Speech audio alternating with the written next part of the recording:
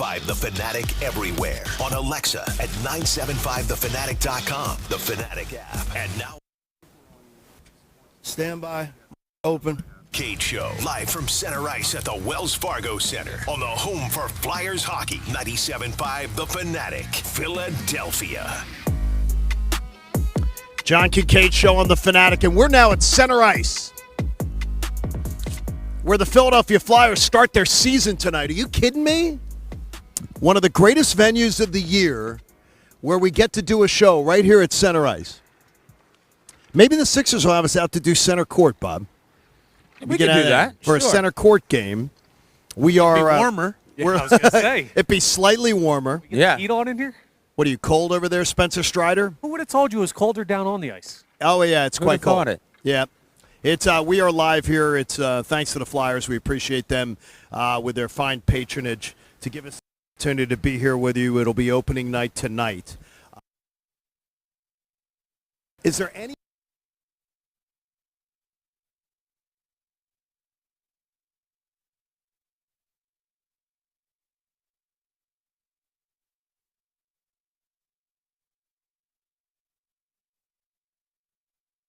Really? Than anything. This loss a little harsh. Bob, I understand the pissed offness today, but they're 1-1 with the world champions. No, I said Aaron Nola. I think Wheeler was freaking spectacular. He was awesome. It was absolutely awesome. Yeah, Acuna won him the game by taking that delay. Yeah, Ronald Acuna Jr. Everybody, moment of silence today for Ronald Acuna Jr., who, by the way, has been offered a role on Days of Our Lives after that. He is now, they're looking to see if they can create a part for him. That was freaking ridiculous. Any chance he misses time, you think? No. I wonder. I was surprised they put him out in the field. Yes. I mean, it's his right arm. Yes. If he's back and they let him be okay. Yeah. Then that really goes to him being an actor. Like sands through the hourglass, so is Ronald Acuna Jr. By the way, shocking, Bob, there was no damage to no structural damage or anything. Have they come out and said it already? No I didn't structural see that. damage to Ronald Acuna Jr. By the way, who looked like he was shot in a Scorsese movie. Well, if I'm Nola, I'd buzz him. First pitch of the game. Oh, I absolutely would too. Zip. I absolutely would too. Like Ronald Acuna Jr. What happened to his legs? I'm telling you, I would not want to get hit 96 miles an hour in the elbow. But what happened to your freaking legs? And why is Major League Baseball letting that go on like that? Honestly, what was with that delay? How do you let that happen? That's ridiculous. There were players, and I got people here DMing me and everything saying, this guy got hit in Major League Baseball this year in the head and got up within a minute and a half. That thing went on and on last night. I mean, my God. Yeah, you see catchers go out to talk to pitchers, and you see the umpire go out there, all right, guys, hurry it up, whatever, after 30 seconds to 45 seconds, whatever it may be. The fact that you let Acuna do that for 13 to 18 minutes and totally look, that was a game of momentum. That was a game of, being in rhythm for both pitchers. And to allow that to happen, I'm not bitching about it. I'm confused about it. I'm wondering why the umpires didn't step in a little bit I'm quicker. bitching about it. You're Bob, you're just so professional. And it really is. It's one of your greatest assets. I just don't share that gene. Not this morning. I really don't. That was freaking ridiculous. I mean, my gosh. He is all set up. If Gritty got hit with a 96-mile-an-hour fastball in the elbow, Gritty's right back up. He gets up because you know what? It didn't hit him in the legs. It didn't hit him in the legs, so Gritty gets his backside up and gets in the box. My gosh. That was absolutely unbelievable. That's it. There's my man Gritty. Got Gritty showing my us man his Gritty knows how to do that. You know what Gritty would do to that? The Braves went and did the knockoff Fanatic mascot blooper. Oh yeah. Yeah, I don't know blooper. Yeah, they had blooper, and nobody. He's the guy. He's got like the weird ears. People hardly even know it in Atlanta too. They did the knockoff Fanatic mascot, but Gritty would just kick blooper's ass. if they brought Blooper on the plane with them. Well, Gritty has the advantage just name-wise. Gritty versus Blooper? Yeah, exactly. Blooper? What kind of a name is that for a mascot? That's just calling for badness. Well, the minute that it was done, even in Atlanta, and I was there for it, the minute they unveil it, everybody said, what, did someone just say, we want a knockoff of the Fanatic? Can you come up with something that looks like the Fanatic? Because they're doing it. Because Gritty says that's a beautiful thing that we got going here for us. Look, and Bob, you are absolutely right, is that you can be angry, you can be pissed, and absolutely the Rhys Hoskins thing I'm not going to get past. I'm just not going to get past it because I know who he is. I know who he is as a player. I know. Now, that does not mean that tomorrow afternoon, as you said, he could go out and get 3 hits. We've seen it before. But, Connor, that book's written. That book is written on Rhys Hoskins. Yeah. I know the book. What he is as a player, yes. Now, can he do something in the rest of these playoffs with the games they have left and how far they advance to make us forget about it? Sure, but does it make the organization say they're comfortable with him moving forward on a team that needs to go deep in the playoffs here forward in this window? I don't know how you can say that with what you've seen from him so far. And two, again, I don't want it to overshadow. Zach Wheeler was freaking amazing last night. He was awesome. No. And he was better than Kyle Wright. He was more efficient than Kyle Wright. Yeah. And he was there. And if Rhys Hoskins fields that ball or lets his body get in front of it and no run score, you give Wheeler another chance to get out of that inning, or you just make the play and they're out of the inning. It's scoreless through 6. Yeah, at that point. I agree with everything you said and everything that we've said so far this morning, except maybe we're being a little too harsh. But the one thing that we haven't brought up, where the hell is this offense? I mean, we haven't really talked about it. I think my number one blame, everybody will go to Rhys Hoskins. Understandable. The ball comes to him at a time where you don't want it to go to him, and the play happened. But where the hell is this offense? I mean, you did have Bryce Harper in the second inning get a leadoff double. Nothing. And he was advanced to third with 1 out. 1 out. Where, by the way, is where Phillies runners go to die. They were third base with 1 out. They were 3 for 30 last night. It's terrible. They hit 100 last night as a team.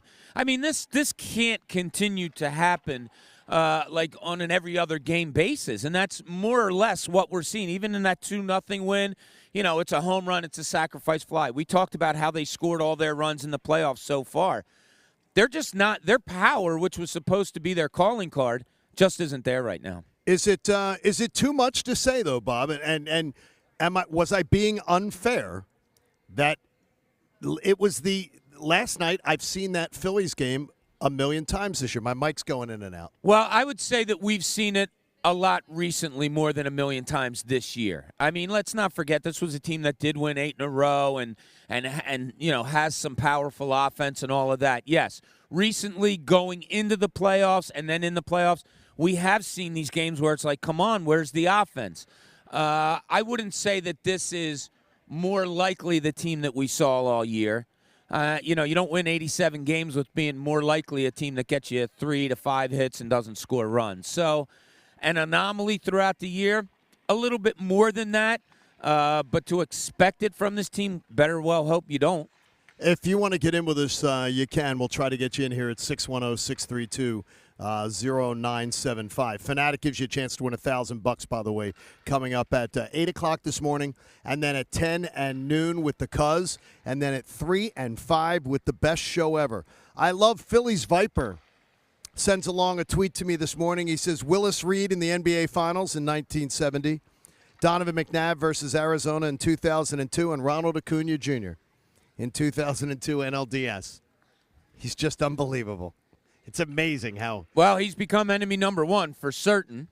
And, how you approach it going forward. I mean, we know what the fans are going to do. He took a game from the – I can't say he took a game from the Phillies. He had a big hand in taking a game from the Phillies.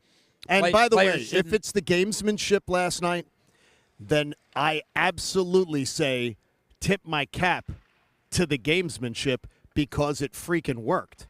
So I want to make that clear. If Ronald Acuna Jr. was doing that to disrupt the game and to try to screw with Wheeler, God bless him, because if a Philly did it, I'd be applauding it. So I cannot be a hypocrite. Right. But I believe it was much more of the grimacing and the why would they not have him stand up? So I what mean, I was, don't get it. he might have been in so much pain, and you know what it's like when you're in pain. You take a knee. You can't, like being on your feet isn't the best thing. But here's what was going through my mind. You know, I always think secondary.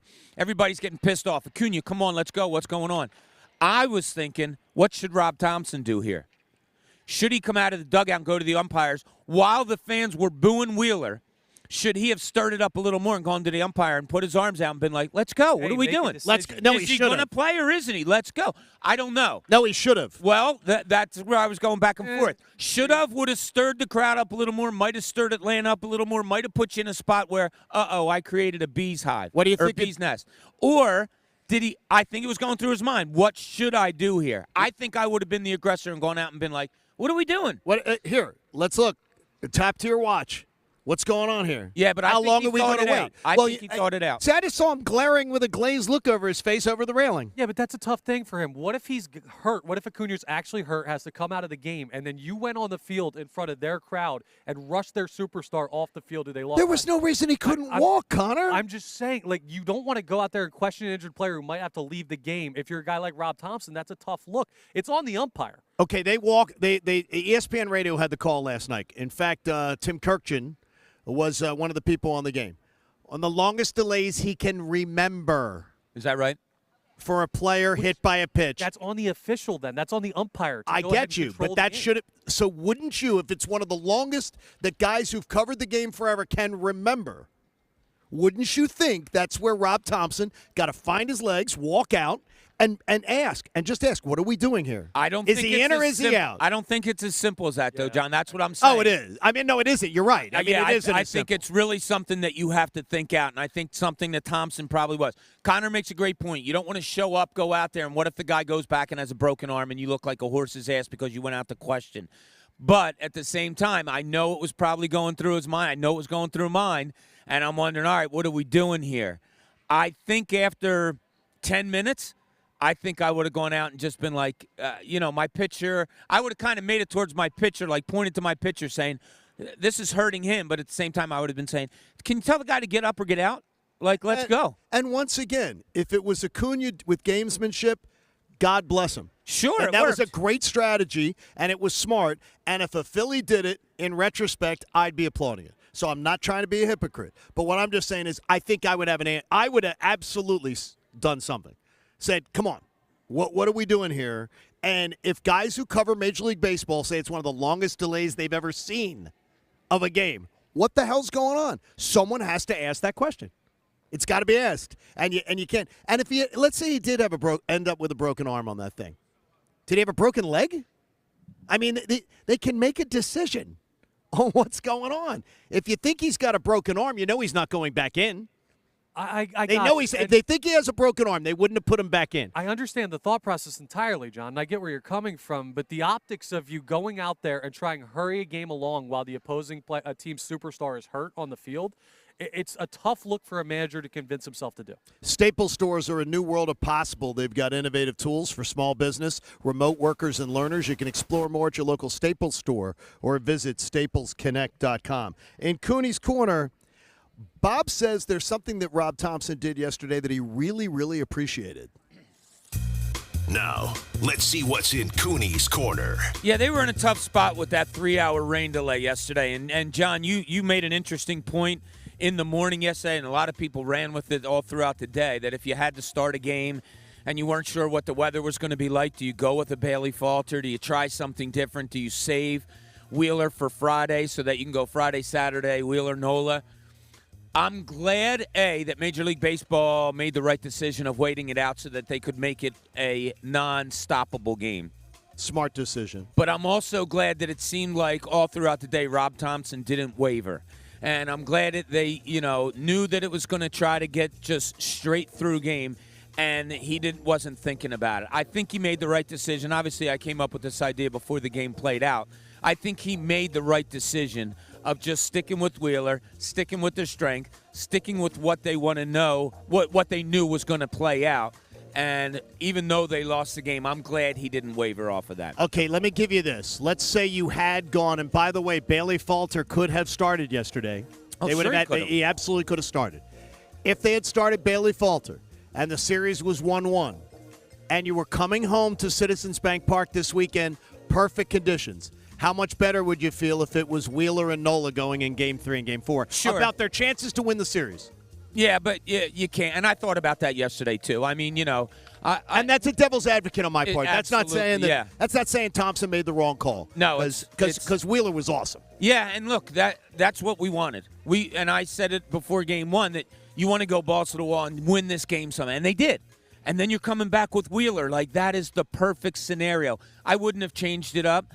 I hear what you're saying. As excited as I would have been 1-1 coming back with Wheeler and Nola on Friday and Saturday, man, that's a tasty item. But I do like that he stayed with what he did. And, look, it's his M.O. also. As we talked about earlier, his M.O. is I'm not going to move Schwarber. I'm going to wait it out. You knew he wasn't going to change with Wheeler, and I'm glad he didn't. I'm glad he stuck with what he stuck with in spite of what the result was. Here's the only thing with the M.O.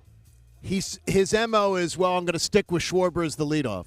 Yet he moved Realmuto. Again. So he totally did something that he didn't do, and he waited till the very end of the year and then the postseason to do it. So I don't understand why you're willing to break from norm one, and I go back to Schwarber prefers to hit leadoff. He loves hitting leadoff. I don't give a damn what he loves. When he's got one hit in like 3 weeks, I don't care what he wants. Yeah, I don't care about catering to him. This might sound crazy considering what Schwarber's done lately at the plate, but he might not be comfortable with anyone else batting leadoff to the point where he's willing to make the change. Like shifting JT, you have other people to bat cleanup. You have other people to bat fifth. Moving JT to 3, you just move Harper down, Bohm down. Rob Thompson might not feel comfortable with anyone else in the leadoff spot to the point where he's willing to make that change. How about the best hitter since he came to the team, the guy with the best batting average and the guy with the best wheels in your entire lineup? Why not put Marsh at leadoff? I mean, it makes too much sense. And I hear what you're saying. You don't feel comfortable. I don't feel comfortable with a guy that's 0 for his last 21. I agree. That's why I'm saying it's hard to say. Sorry, I don't. He's going to go down with this ship. Rob Thompson is going to go down with it, saying, "Well, this is what we did all along. So then, why'd you move Realmuto?" And he said the other day in the press thing, well, I had a feeling that it was a good move to move Realmuto up. Well, so you don't have a feeling? You don't have a feeling that the best thing you can do is to go on out there and take care of business by moving him? Come on. Yeah, I just think it's the replacement. You replace Realmuto in his spot, there's a better option than someone to bat leadoff. And that's not a defense of Kyle Schwarber. It's a defense of the thought process of the manager. Is there any doubt in your mind, Bob, that if Marsh had a leadoff at bat every single time that Schwarber's had a at bat, that he'd be on base more than Schwarber? I mean, it's hard when a guy's not on base at all not right, to think somebody's going to be on there. He has a better eye. He has a better eye. He has better wheels when he gets on. And by the way, I was begging last night to steal a base. I when Realmuto was on first, I'm like, please steal a base. Be aggressive. It's nothing. Steal. Yeah, I was calling for it too. I think Marsh was on one time. Yes. And I was thinking, all right, here you go. Segura was up. I was like, all right, come on, here you go. And it was 0-1, and then it was 1-1. I'm like, come on, let's go. You got to manufacture something. It's just when here's my biggest part about Schwarber and Hoskins also at 1-2. Not only are they not hitting at the top of the order, I think it's contagious. Yeah. I really do. I think when you're constantly like leading off a game 1-2, 2 outs, and it's like, here we go again. I just think it's contagious throughout the lineup. You need some kind of spark there. There you go. We appreciate that. We are live. There's some people taking spills. People falling all over the ice. Is there a sniper? It's like now the weird thing is, Coach is one of those guys. Coach is one of those guys who's enjoying laughing at the people that are falling on the ice and even potentially hitting their heads. Now, if Ronald don't hit your heads. Now I got to tell you, if Mike Vito fell earlier. And he fell on the ice. Yeah. If Ronald Acuna Jr. fell like Mike Vito, he'd still be down. He'd still be down into the next segment. Yeah. And, I mean, but no. To the next show, maybe with Cuz. It really is unbelievable. Baby. It is. We appreciate it. Hopefully Ronald is just fine. The idea of walking again. And I ask, too, I leave my DMs open, and I do love it when we get some of our best listeners. Like Matt's a doctor. Let me say, Matt. And Matt says, yes, the feet, the legs, anything with his thing. He goes, you can get him on his feet. Yeah, And by the way, that's actually better for blood flow for your body to get him up if he is having something going on. That actually would help relieve some of the pain by having him stand up. You got 2 guys there to prop him up if he needs it. It would actually help him a little bit if he's the standing up. I don't care if he was standing up, sitting down, laying on his tummy. I don't care about that. His tummy. Like, just move it along. Let's go. You got to decide. Sorry, guys, I can't give you 15 minutes here. I need to know whether he can continue to play or not. I needed an ump to do that. Yeah, you needed something last night. I know we did happy hour at PJ's yesterday. $5 wings, $5 5-piece wings between 4 and 6. PJ Willihan's makes a happier hour. My mic's going in and out, so I'm sorry about that. Every single day, Monday through Friday from 4 to 6 p.m., PJ Willihan's has got you covered with the wings. So get on in there. We had a great time. Downingtown was hopping. Oh, yeah? Good time? Even at 4:30, Nice. where people thought it was game time. That's why you texted us and said, anybody hear about a game time Yeah, yet? because people were like, well, the place was packed. And I'm thinking to myself, are these people just going to drink? So what you're saying is Jim from PJ's might have called in a weather hit and saying, hey, I know this place is going to be packed for 3 hours. Let's have it rain down in Atlanta. You Well, got that kind of power? it could very well work. How about this? You want a conspiracy theory? Okay. Jim from PJ's son works in the Battery where that stadium is located. He did a rain dance. Unbelievable. Something Called that, it in. look, I'm not saying that Jim can control the weather. Not saying he can't. But exactly, I'm not going to, I'm not calling that out because that could absolutely happen. Everybody is feeling a little bit this morning. We got it. So you need to turn the page to positivity. And I can tell you, everything about Game 3 looks good from a Phillies standpoint. How about that? You shrug off Game 2. You came home with a split. And so many things look positive for tomorrow. We're going to get to that. I know a lot of people are looking forward to being a part of that down at the stadium, and we'll have a chance to chat with you as soon as we get the phone situation set up. It's 610-632-0975. We're live at Center Ice with the Flyers. John Kincade Show here on 97.5, The Fanatic. You know that fall's here. So that means winter is not far behind, and as we sit at Center Ice, I can tell you it can get cold. But if your windows are terrible, that can be a problem. But you know what else is bad, too? When it's cold outside, how about if your furnace isn't working? How about if you're inside and you're feeling cold in the house? It's because your furnace isn't working. And that's why H&H Heating and Air Conditioning wants to make sure that they've got you covered. How about a $59 gas furnace tune-up that includes a carbon monoxide safety check? H&H will come on out to the house and do a system tune-up for you that's going to make sure that you've got a nice, toasty, warm house to be able to hang out in. And they've got rebates up to $1,500 or 0% financing for 18 months if you're a qualified buyer. If you own a home, I want you to have a trusted heating and air conditioning contractor that you can rely on. So go to DelcoHVAC.com. DelcoHVAC.com is going to give you fast, friendly, and honest service. And I can promise you, you are going to be thrilled with the way they take great care of you. DelcoHVAC.com. Schedule your $59 tune-up or new system estimate today. That's DelcoHVAC.com. H&H Heating and Air Conditioning. Tell them John Kincade and Gritty sent you. This is the Clear. live from Center Ice at the Hey, Wells John. Fargo Center on the home for Fly.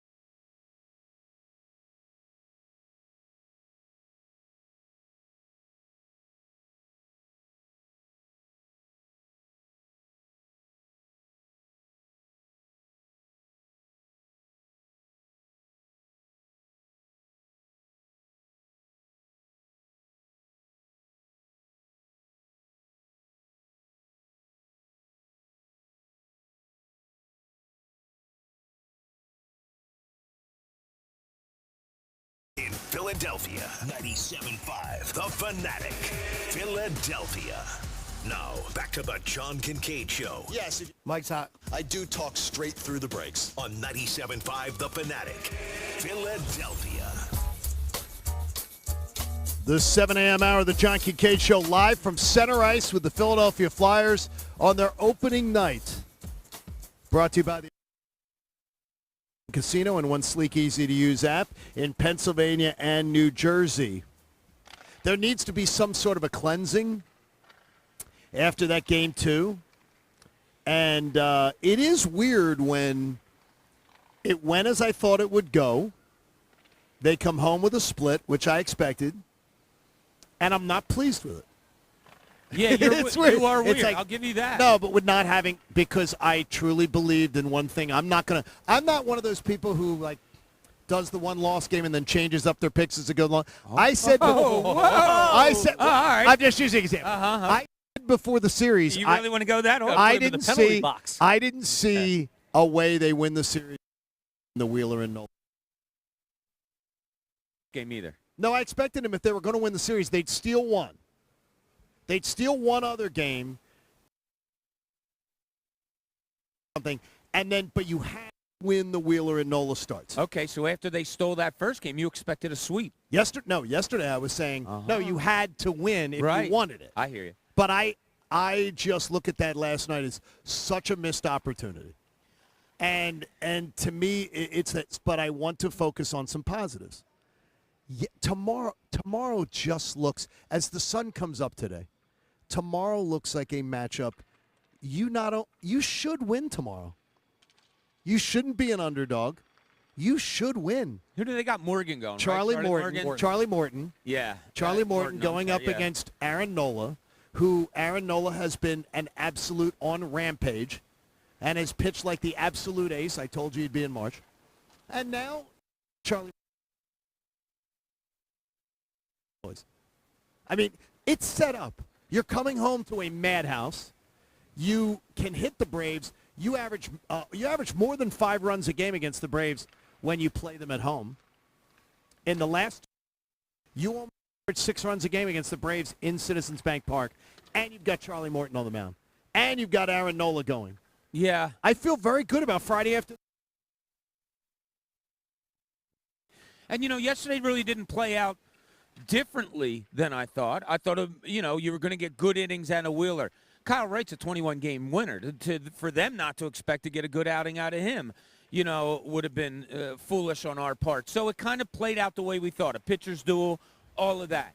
I don't look at it as they blew a chance. I look at it as that was a real tight game. Okay, the world champions split on their home field. And, okay, like when all is said and done, when the game was done, yeah, were we all pissed off? No question about it. But you have to kind of reel it back a little bit and see where you are. You know why they're the champion. You watch them. Approach at the plate is considerably better than the Phillies. And that lineup of the Braves is deep. There's no gaps. Right. There's no gimmies. Yeah, I don't know. Inning their approaches.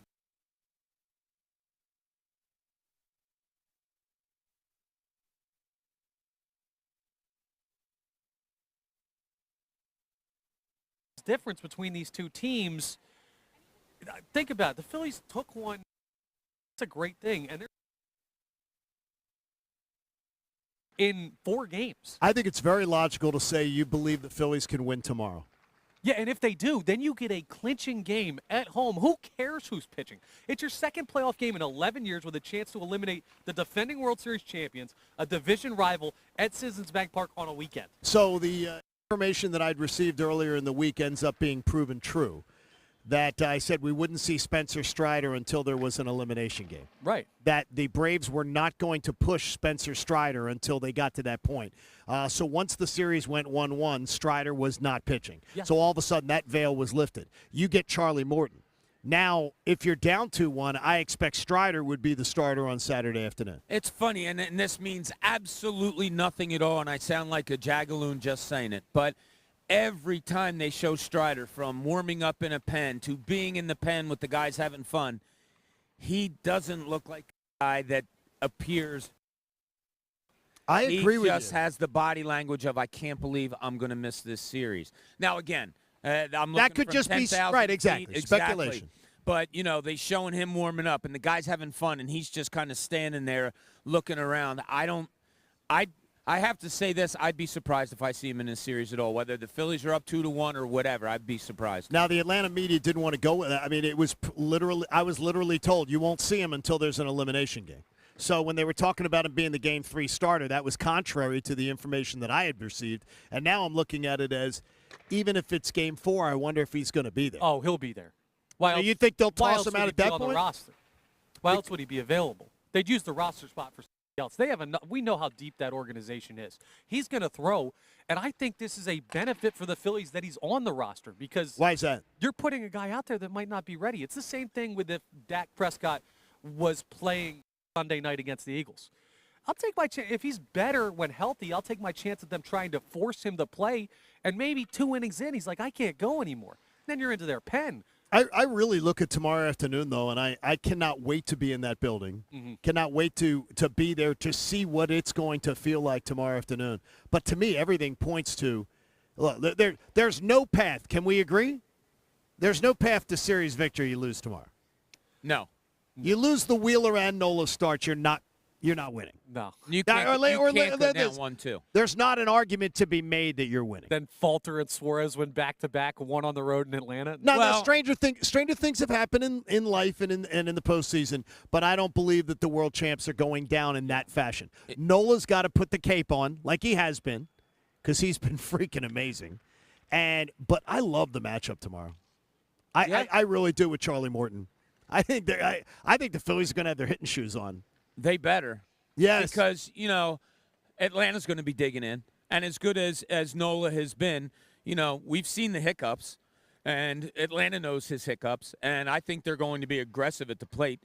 Much like the Phillies were last night, I thought the announcers made a really good point. I think it was one time something like 12 of the first 20 first pitches the Phillies saw they swung at. So they had a game plan going up there. Atlanta's going to have a game plan going up against Aaron Nola.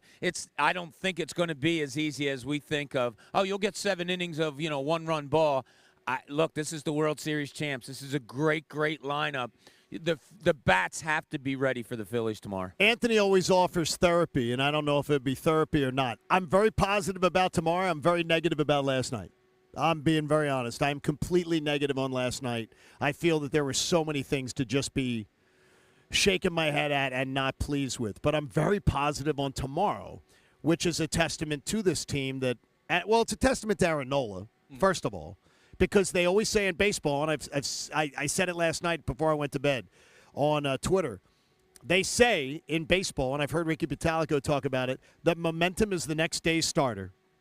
So if that's the case, the Phillies should have no problem grabbing the momentum back in this series with Aaron Nola on the mound. Yeah. The way he's been pitching. I just had my friend Chris text me. He goes, they had an opportunity to win last night. Totally agree. They did. They did. But think about that opportunity, and think of the opportunity they had to leave Atlanta 2-0. So that's kind of your positivity also. Yes. I mean, the Phillies had a legit chance to come out of Atlanta up 2-0. So the fact that they're 1-1, we got to be happy with it. Have to be happy with Nola going on tomorrow night. They get up 2-1. What did Wheeler go last night? 50 and 20, like 70-some pitches? I'm not saying he's out of the realm of starting on Sunday. I think he went 76. I think that he could. I think the word is that Wheeler would be good because it would be his mound day, like a normal side session day. Yeah. That he'd be good for like 50 to 60 pitches.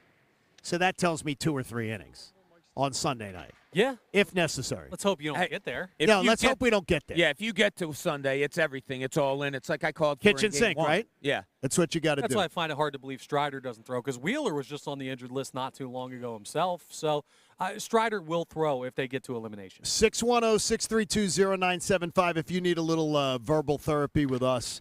One of my buddies saying to me, how could you be so negative on last night and so positive about tomorrow? That doesn't make sense. I said it absolutely makes sense. We'll ask Ricky about it. Because Ricky says it. But Ricky says it all the time. Momentum's the next day's starter. Baseball doesn't like last night shouldn't crush the Phillies when you know you've got a guy on the mound who has been dominant, who's been absolutely dominant in Aaron Nola, and against a guy who you have hit in the past, and how you should be able to hit again in Charlie Morton. So How old is Charlie now? Charlie's got to be like 72, right? I don't know if he is. I saw Charlie on the "I've fallen and I can't get up" commercial. He's got the AARP card. And he also is having one of those like senior citizen showers that you sit in. I saw him doing that. That's his I endorsement. caught him at a $6 matinee on like a Tuesday once. Yeah, Are matinees $6 now? He Yeah. was sitting in a He's 38. Well, he got the senior discount. $6 that's expensive. Senior discount. Man, Those I'm a AARP cards, cheapskate. Johnny. They're good. I already asked Jeff Kirkchin down the dial. He works on that Candy Winters morning show on the country station. I asked Jeff if his dad's going to be in the building tomorrow because his dad's going to be at the game doing the game. Right. So I'm thinking XTU is going to be smuggling Tim Kirkchin up into the building tomorrow morning. Well, if they I'm are, saying- we're going to have to steal him Oh, back. no, we will. We absolutely will. We're sending down muscle if we have to go just get Tim Kirkchin and say, come here, Tim.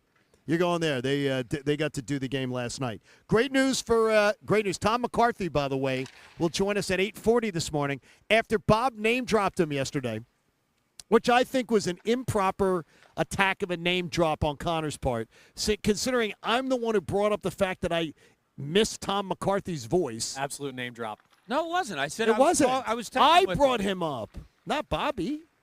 If you said you miss Arnold Schwarzenegger, and I said, I was on the phone with Arnold last night. We're tight. That'd be a name drop on me. No, that would Arnold just brought him up. Schwarzenegger's a Your little name drop bigger of through a name text drop, and I love you, Tom, than Tom McCarthy, dude. Tom will join us. There's levels to name I've drop. known Your name Tom for drop. 20 years. Like that. See? That's not a name drop. Let's get that one. Tom That's joins not a us. name drop. That Tom is. joins us in an hour and a half, and we'll ask Tom McCarthy if that's a name drop. I do not believe it is. I brought him up, the fact that I've missed Tom McCarthy, and even though I think I'm enjoying the broadcast of this series, the national broadcast, better than the last one. Yeah, I got to tell Much you. better than ESPN's. Yesterday I went to my local deli to get a sandwich, and we were talking, the games and stuff like that. And one of the guys was like, "Oh my God, John Smoltz," and I'm like, "Hold on," and he's like, "No, the Homer thing. He's almost as bad as the other guy that hates all of Philadelphia teams, like What? Joe Buck." He's like, "Yeah, Joe Buck," and I'm like, "Guy," I'm like, "Dude, you got to grow up. Like, stop. Just because the guy played for the rival team doesn't make him a bad announcer. Joe Buck is hated by every other city when he covers their team. Like, think about that. Joe Buck put it on Twitter. He said, "Yeah, I'm the guy who's the enemy of every team I go to call their games." And John Smoltz. And Joe Buck is great. And John Smoltz isn't good. rooting for the Braves. Look, would he prefer the Braves win as an ex-Brave? Probably. Sure, He I think lives John- in Atlanta. I mean, he's an Atlanta guy. I think if you listen to John Smoltz's analysis and stuff that he said, talking about the front shoulder last night of Kyle Wright, about how if it's inactive, his sinker is better, and once it starts flailing a little bit, that's when that's great stuff. I love that. Great kind of- insight. And he did the it's same awesome. thing with Zach Wheeler with the his lower leg. body. Yeah. He was so- all over Zach Wheeler last night. Yeah. He was absolutely praising Zach Wheeler up and down. No, Smoltz is good, and I don't think it's fault of him. I just think naturally the fact that he played for the Braves, he's going to talk a little bit more about them because he's a little bit tighter with that organization. He knows their roster better because Right. He doesn't know. I'm a Ranger little Suarez. uncomfortable with his knowledge of some of the names of the Phillies. Yes. Or And I'm lack- going to say, I mean, lack thereof. yeah, that's what I'm saying. Like the pitcher. yes, that Mr. Suarez. that The part. pitcher. That's the only part that bothers me. Yeah. Is that? But I don't think his coverage has been favoritism at all. I think he's been very complimentary. The I like listening to him. I really do. Great insights. Yeah. Okay, we got good news, but now I'm going to say something that I'm waiting for. Bob may jump me on this one. Oh, cool. I like this. I think Sunday night is almost a must-win scenario for the Philadelphia Eagles. I don't think you can let the Dallas Cowboys walk out in sole possession of first place, and they would be. They would walk out of your building in sole possession of first place, expecting Dak Prescott to return a week or so later. I don't believe that momentum can be given to the Cowboys. I don't believe that you want to send that message to your team that you can't beat a CFL quarterback in Cooper Rush. I'm almost looking at it as this is this is all set up for you. Perfect weather conditions, your hometown, your hometown stadium, your crowd going nuts on a Sunday night with the Cowboys coming in. I almost look at it as a must-win. Almost and must. Those are like oxymorons. So okay, is it a I do must-win look at for it. you? I think it will damage the belief in this team, and I think it could even damage some of the belief in their own locker room as to what they are if they lose this game. I think that's a little too much. I do think it's an important game. You want to show Dallas that you're the team to beat in the division, no question. It will set the season in a different level. You're right that way, John, in that, okay, no longer are you, now you're 2 games. If they win this, they're 2 games up in the NFC. They're not just the NFC. They're in the NFC, they're 2 games up. And, Bob, 2 games up, well, depending on the Giants' outcome. Right. But they'd be And 2 games Minnesota. up, and honestly, it would be 2.5 on Dallas. Yeah, so. And to me, you're 2.5 games up on Dallas. That sends a completely different message for the rest of this year. Dallas leaves the building Sunday night in sole possession of first place with the tiebreaker over you tied with record. I look at this. I look at where they're at differently. Yeah, sure. If they lose this game, you're going to look at where they are differently, absolutely, because they're going to have a strong grasp on the NFC and especially the NFC East should they win that game. If they don't, then it's like, all right, this is a dogfight for the end of the year. And then you start wondering how good the team is, and all of those things come into play. Must win, a little too much for me, but let's say I see the road you're traveling. You understand the sentiment. I see the jug handle you're about to take, and I'm kind of I'm a Pennsylvanian. The jug handles are difficult to navigate. You're over in Jersey, and you see the jug handle, and you want to take it to that must-win. I'm kind of saying there could be another exit that'll still get me to where you are. Which turn, when you get on the jug handle, where's the must-win exit?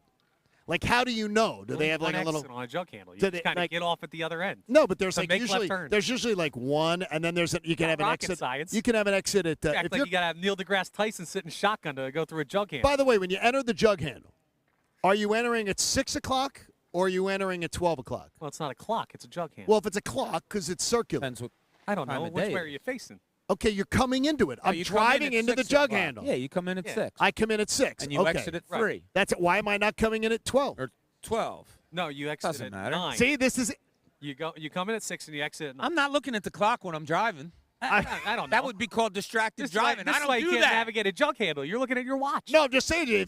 Are you coming in at 12 or are you coming in at 6? Coming in hot. Someone Or you in Jersey exit in right at now 9 or you screaming exit in us. at 3. This is the dumbest conversation. It's very confusing. No, jug handles are dumb, is what we've been managed to. No, they're you know, the grid. By the way, Philadelphia was laid out in the 1600s. Our city, downtown, the city you're in right now, was laid out in the 1600s. Yeah. And you know what they knew how to do in the 1600s? They knew how to make roads straight. Well, they hadn't And to invented say the jug. What were we they are making gonna roads for? put There was we're gonna nothing put to roads drive on a on. grid. We're gonna make our roads straight, so it's easy to navigate and it's easy to tell people how to get places. Yeah. And for some reason after that, I think sort of like with the Phoenicians, when they burned down the libraries. And we lost the knowledge. When they built New Jersey, they lost the knowledge of the straightaways and building things on a grid. No, we were smarter. We traveled by water. Washington said, let me travel the waters of New Jersey, and that's why it made it so much easier. John Tortorella will join us later. We'll talk to the Flyers coach. And, Bob, I talked to a former NHL coach yesterday who told me John Tortorella has the Flyers right where he wants them. And I said, yeah, I've seen the contract. He does. He has them right where he wants them. And he's like, no. He goes, Torts will get the best out of it because he's got all the clout. They're a team with no expectations. They're a team that has had no success recently. So he can come in and say, the way you guys have been doing everything, none of it's worked. So you better sure as hell listen to what I'm telling you to do. He has young players that will literally be like, okay, this guy's going to send me down if I don't do what he tells me to do.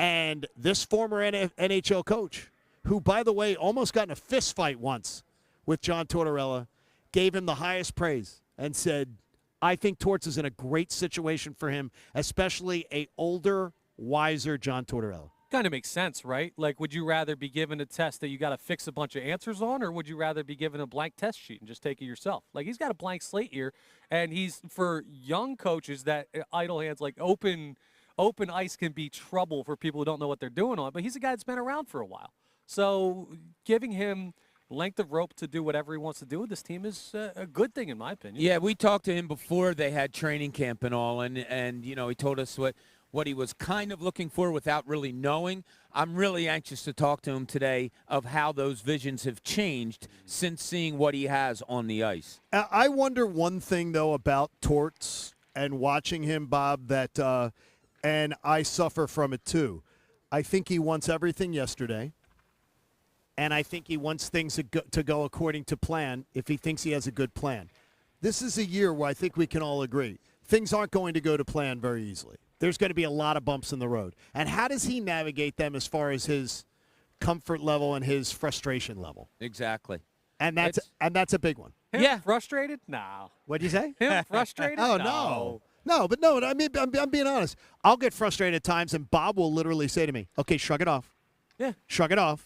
Like, just because sometimes you just don't feel like you had a plan. It should be working according to plan, and it doesn't seem like it's going according to plan. Yeah, frustration's not a bad thing. It's just going to be a natural thing with the position that the Flyers are in right now, and how do you use that to build this organization to where you want them to be? And I'm anxious to find out, of all the places Tortorella has been and all the different situations, I'm not going to say is this the most difficult, but maybe most challenging. Is this one that feeds to his type of coaching abilities? Is this the challenge in this time of his career that he was looking for? There's so many different levels of this that I think Tortorella is going to be really interesting to interview him. Well, the big misnomer with his hiring in Tampa, he took a team and built them up into something. In Columbus, he took a team and built them up into something. In the Rangers, he took a team and built them to something. Like people talk about, oh, he's a win-now coach. That is absolutely false. He has gone into situations that needed to be fixed. Now, this one, he needs an HGTV show. I mean, honestly, this should be like a mini-series trying to fix this.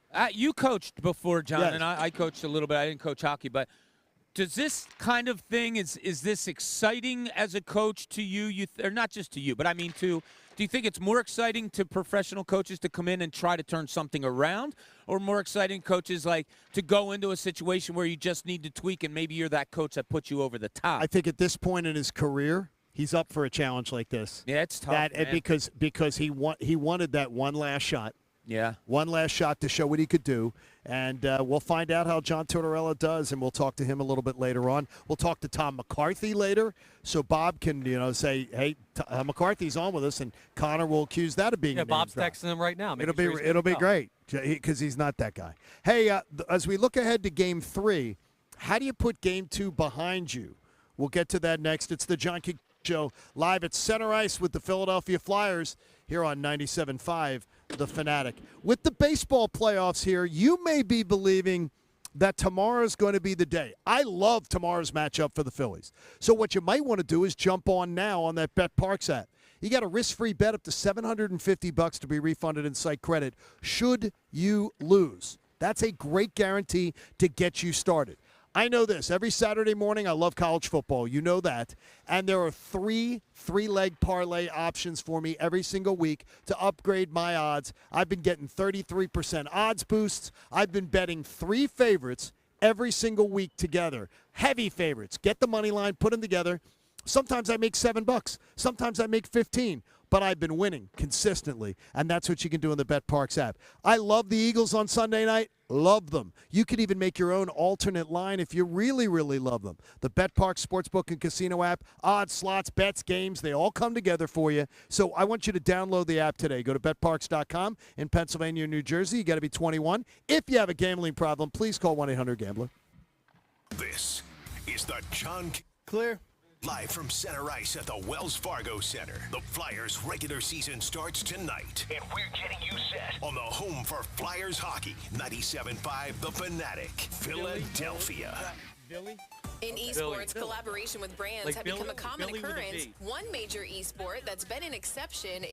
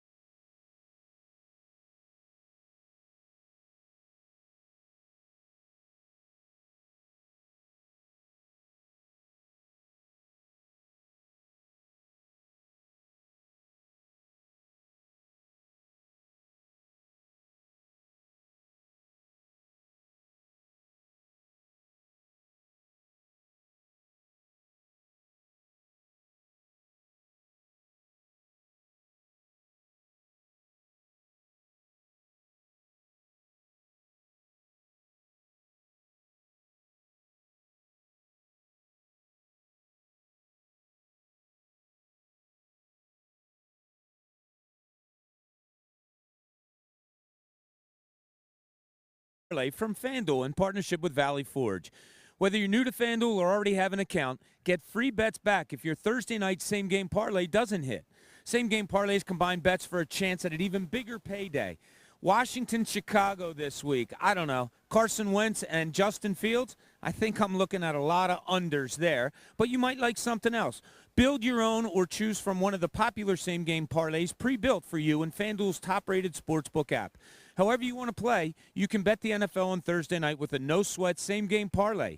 Bet the NFL on Thursday night with a no-sweat same-game parlay to sign up with promo code BOB. So whether you're new to FanDuel or a current user, you're all set. Just download the app with promo code BOB. Make every moment more with FanDuel, an official sports betting partner of the NFL. 21 plus and present in Pennsylvania. 3 or more legs. Minimum bet $1 required. Refund issued as non-withdrawable free bets that expire 7 days after receipt. Max free bet $5. Restrictions apply. See terms at FanDuel Sportsbook, FanDuel.com. If you have a gambling problem, call 1-800-GAMBLER.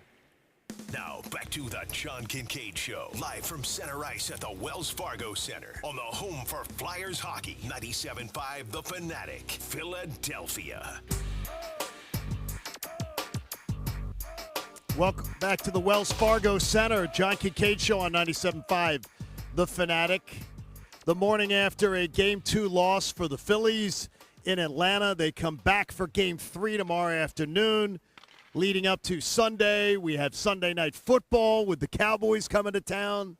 And we have opening night for the Philadelphia Flyers. This is a 72-hour period that this city is built for.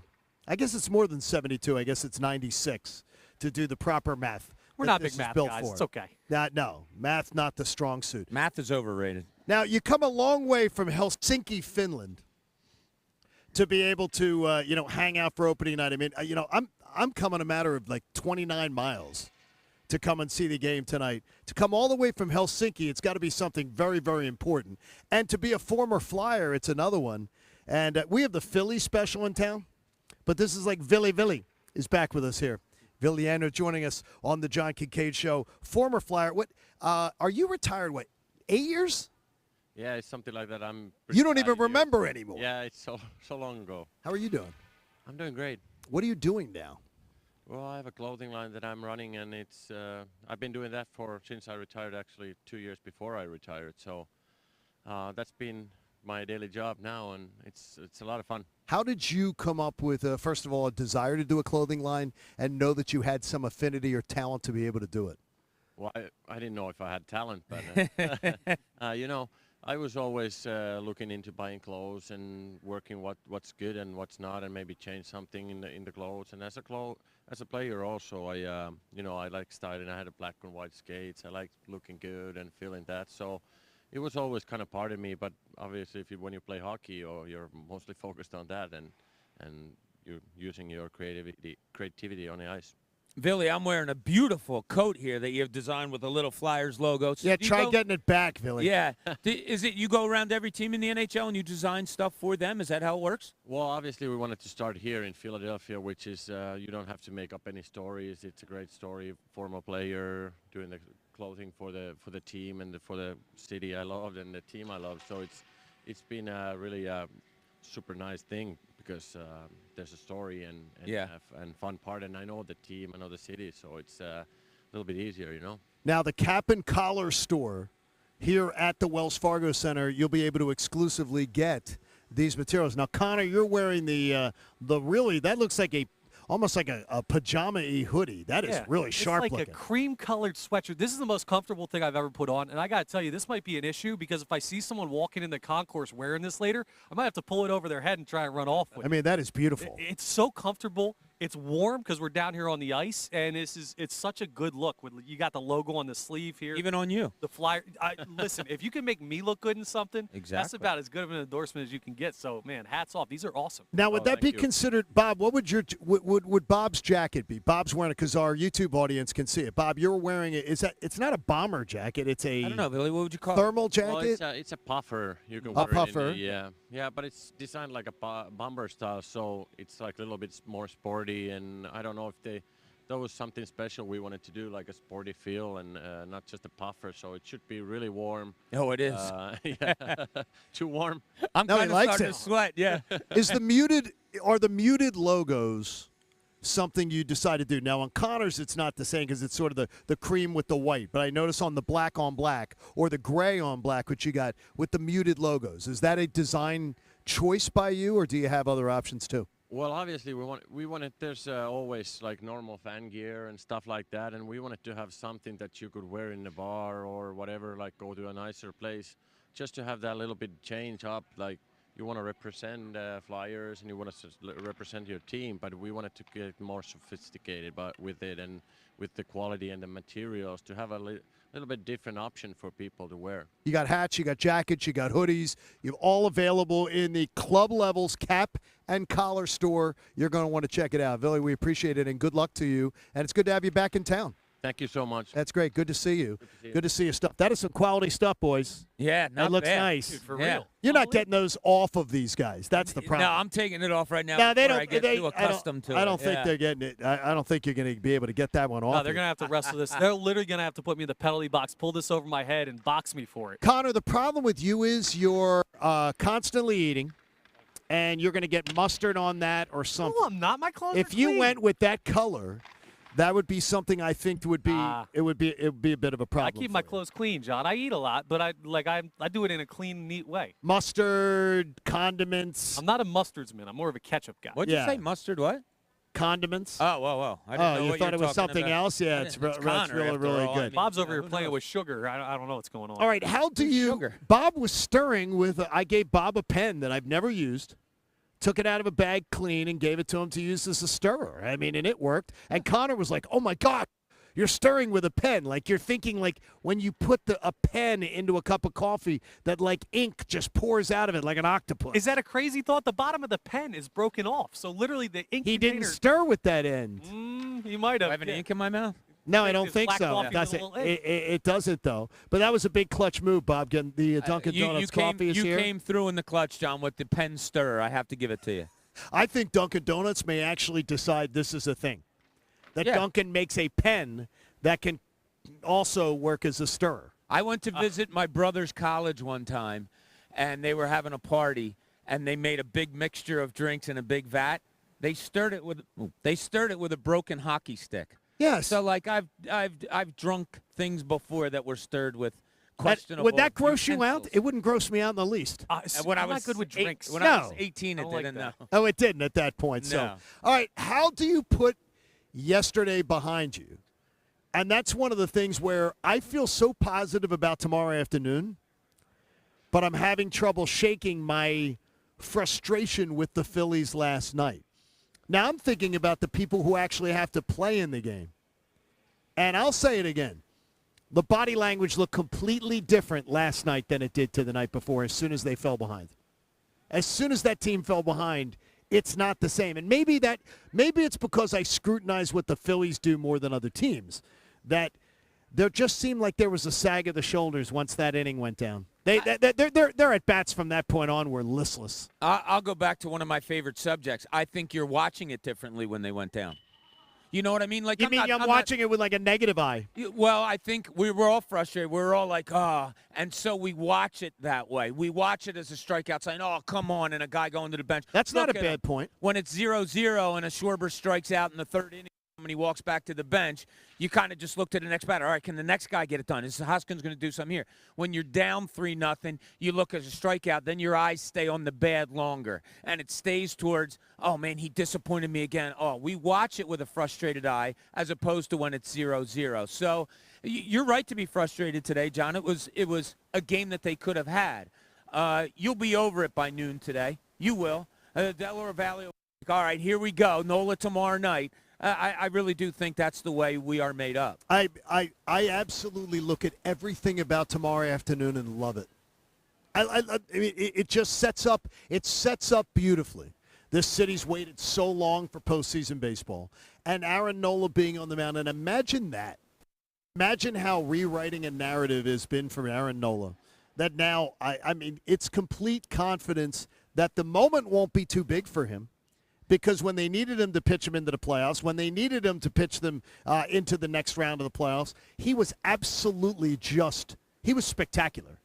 And even if he comes out with just a B-plus game tomorrow, when you're going up against Charlie Morton. Remember, against the Braves the last few years, the Phillies are averaging more than 5 runs a game.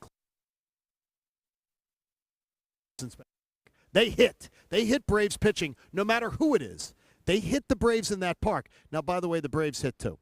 That's why Aaron Nola's going to have to do his part. But I'm very, very positive on that. But I can't shake my negativity last night just for the moment. Look, I hear you on that. But you can't go into tomorrow's game, I'm talking Phillies, fans, us, whatever, expecting Nola to go 7 with 1 run. No. You got to hit the ball tomorrow. It wouldn't surprise me if Nola gets a little roughed up tomorrow.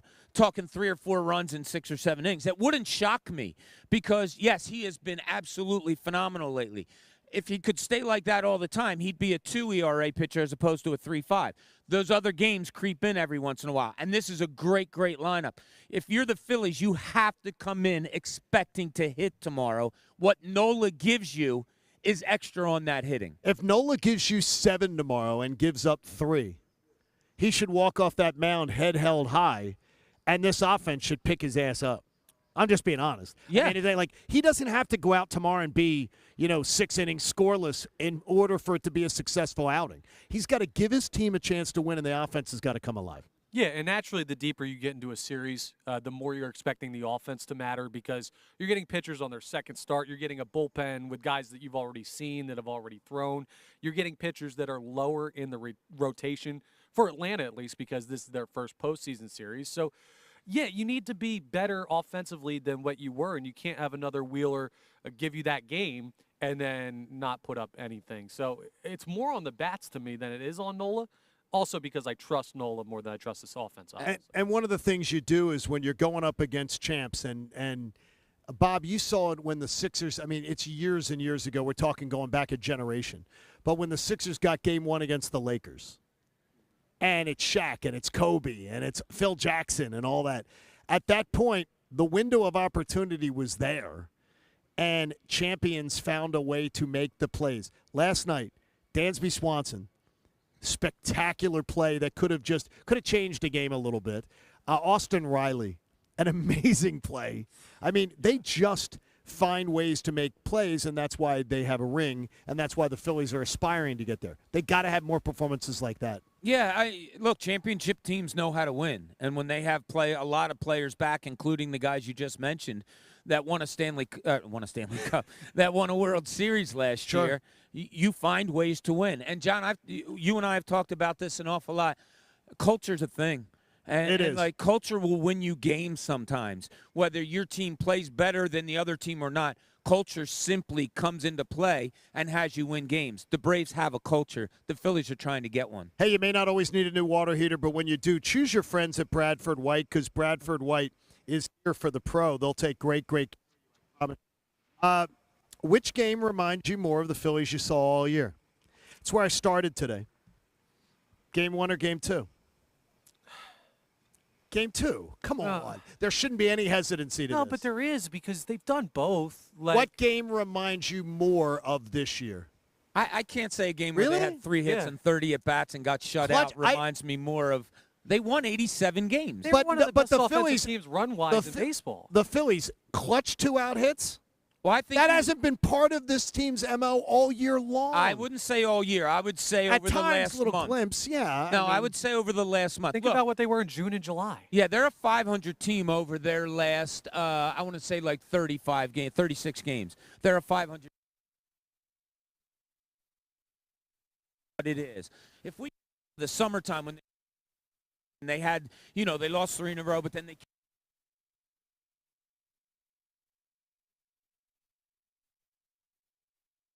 doesn't surprise us that they're getting 3 hit and shut out, and Schwarber and Hoskins aren't doing anything. So I think it's more recent memory of this is the team that we should expect or that we're more familiar with. You went into the lab yesterday, Bob, and started to look at the Dallas Cowboys as we get ready for Sunday night. Normally we would be just absolutely like bathing in Eagles-Cowboys week.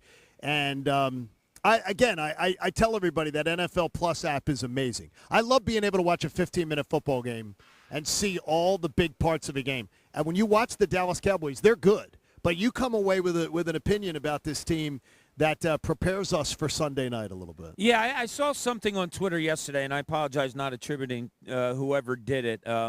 It might have been an NFL thing, but the Dallas defense, I don't think they're overrated at all. I think they're good. I watched, highlights of them against the Rams last week, and it really impressed me the way they went after the football and the way they went after Matt Stafford.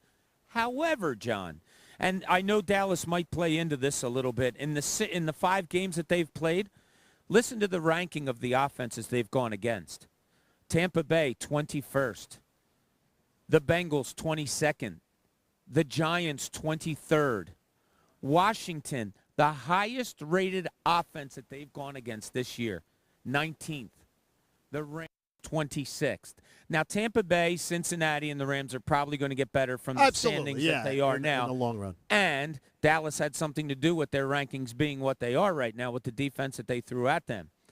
But much like we talked about the Eagles last year and the wins that they got against some bad teams and bad quarterbacks and all, you can't overlook this.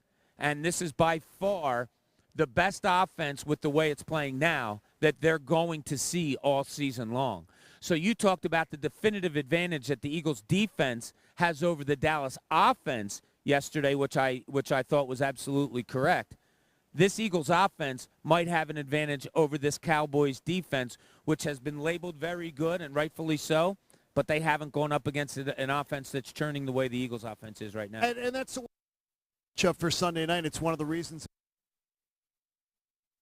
the Dallas defense is for real, and they're going up against this Eagles offense. But the Eagles defense gets to go up against Dallas's offense, which is mediocre. And to me, that's the difference in this game. That is that right now I'm saying to myself, I feel really, really good about the fact that this is a mediocre Dallas offense. Yeah, what's scaring a bunch of people, I think, is that the Dallas defense is the best unit you're going to have seen all year on either side of the ball from any team they've faced. But the Eagles are the much more balanced team. Like, there's two sides to it, and you just can't let their defense completely take over your opinion of this game because of what you said, John. You're facing Cooper Rush.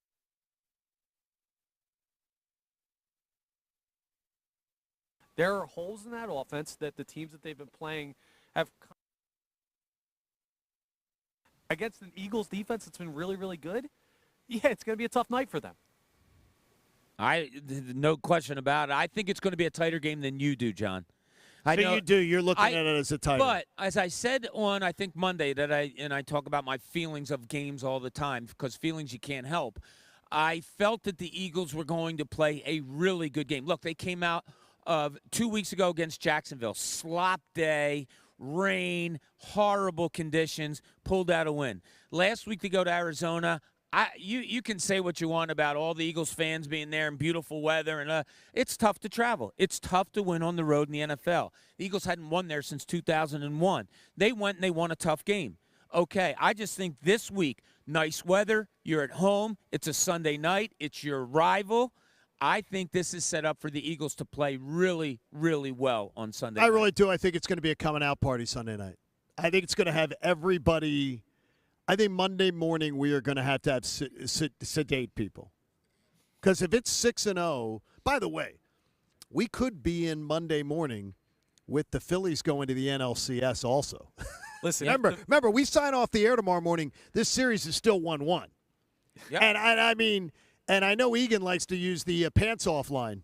I'm telling you, if we come in Monday morning and the Eagles have beaten Dallas to go 6-0 and they head into a bye week, and the Phillies are heading to the NLCS, your pants better be on. My pants will be on. I'm not a pants-offsman. Here's what we'll say. You talked about people needing to be sedated. They're going to sedate themselves over the weekend. The energy level of this, and I can tell you, I didn't watch a lot of it because I was just having problems trying to fall asleep. I have no problem believing that if the Phillies played the Dodgers or the Padres, that it could be a 6-7 game series that could go either way. I really don't. I mean, I look at those teams and say, yeah, they're really, really good clubs. But the Phillies have shown, like, the way they play the Braves. There's no intimidation factor with the Braves with the Phillies. I just think the Braves are better.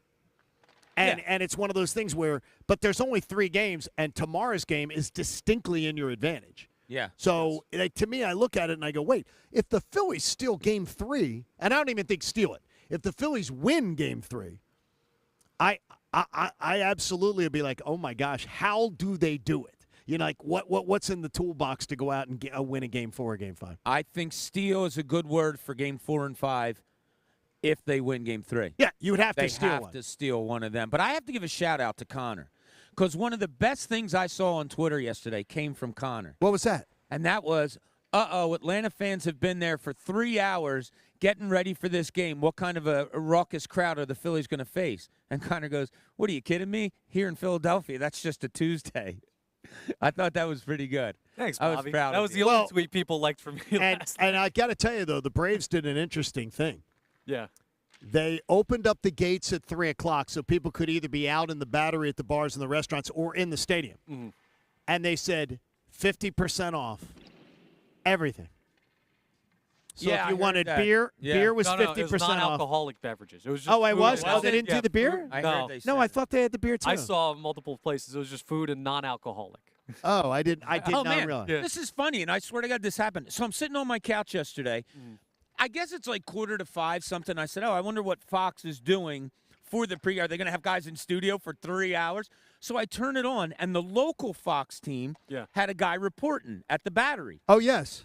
And I was watching it live, and he's standing there, and a guy walks by in a Phillies hat, and he goes, oh, hey, you from Philadelphia? And the guy's like, no, I'm from Detroit. And he goes, oh, what's your affiliation with the Phillies? And he's like, my grandson plays on the team.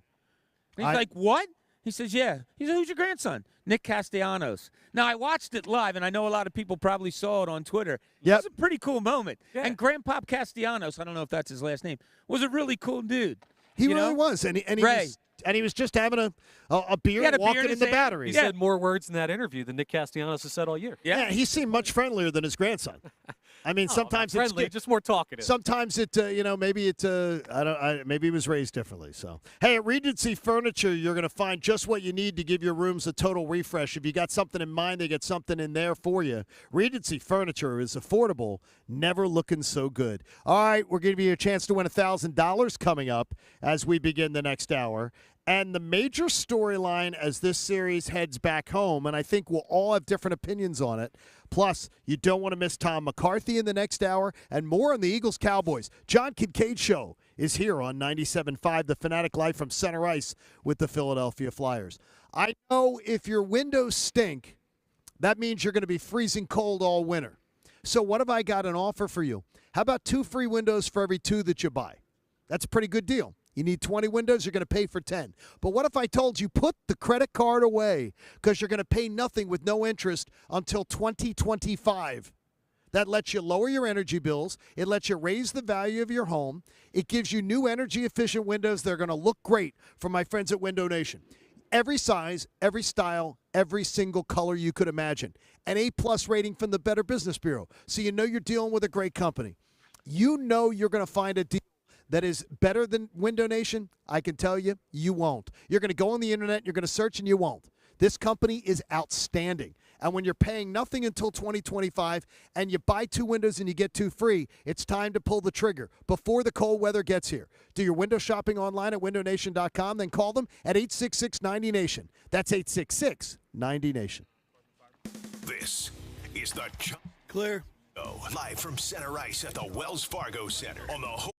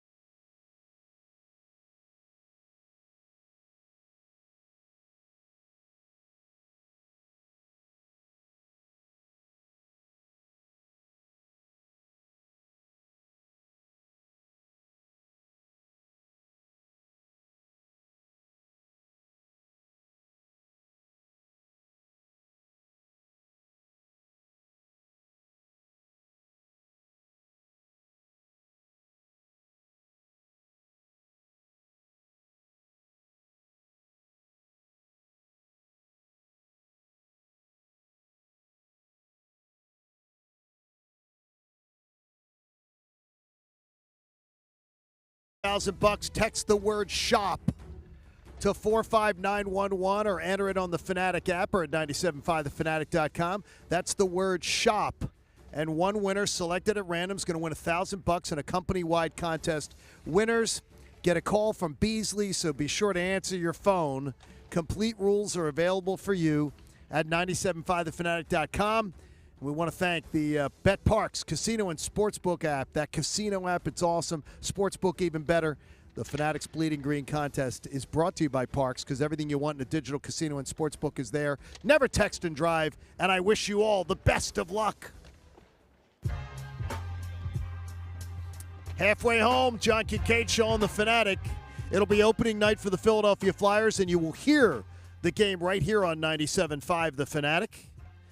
And we appreciate that. You will we'll probably hear from a Flyer and the head coach of the Flyers, John Tortorella, at some point. Ricky Pitalico will also be coming to join us in just a few moments as we are live at Center Ice. Ricky will help do the detox from Game 2. Frank sends me a note on Twitter.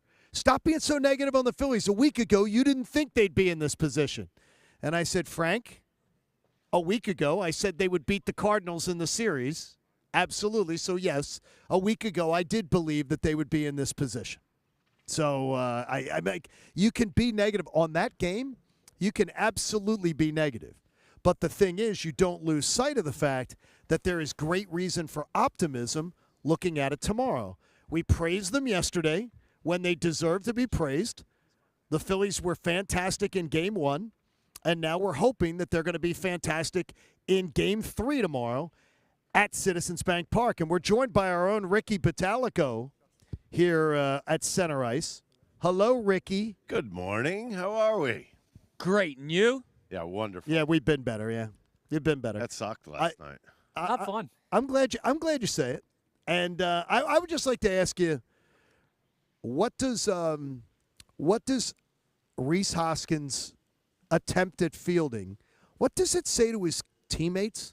What does it say to his craft that he's that bad at this point in his career at even basically understanding how you get your backside in front of a ball? I don't understand the answer. I don't know if you guys heard his answer after the game. He didn't know how hard it was hit. Well, if you don't know that, you're getting in front of it to start with because there's a runner about to score, and you know this could be a 1-0 game.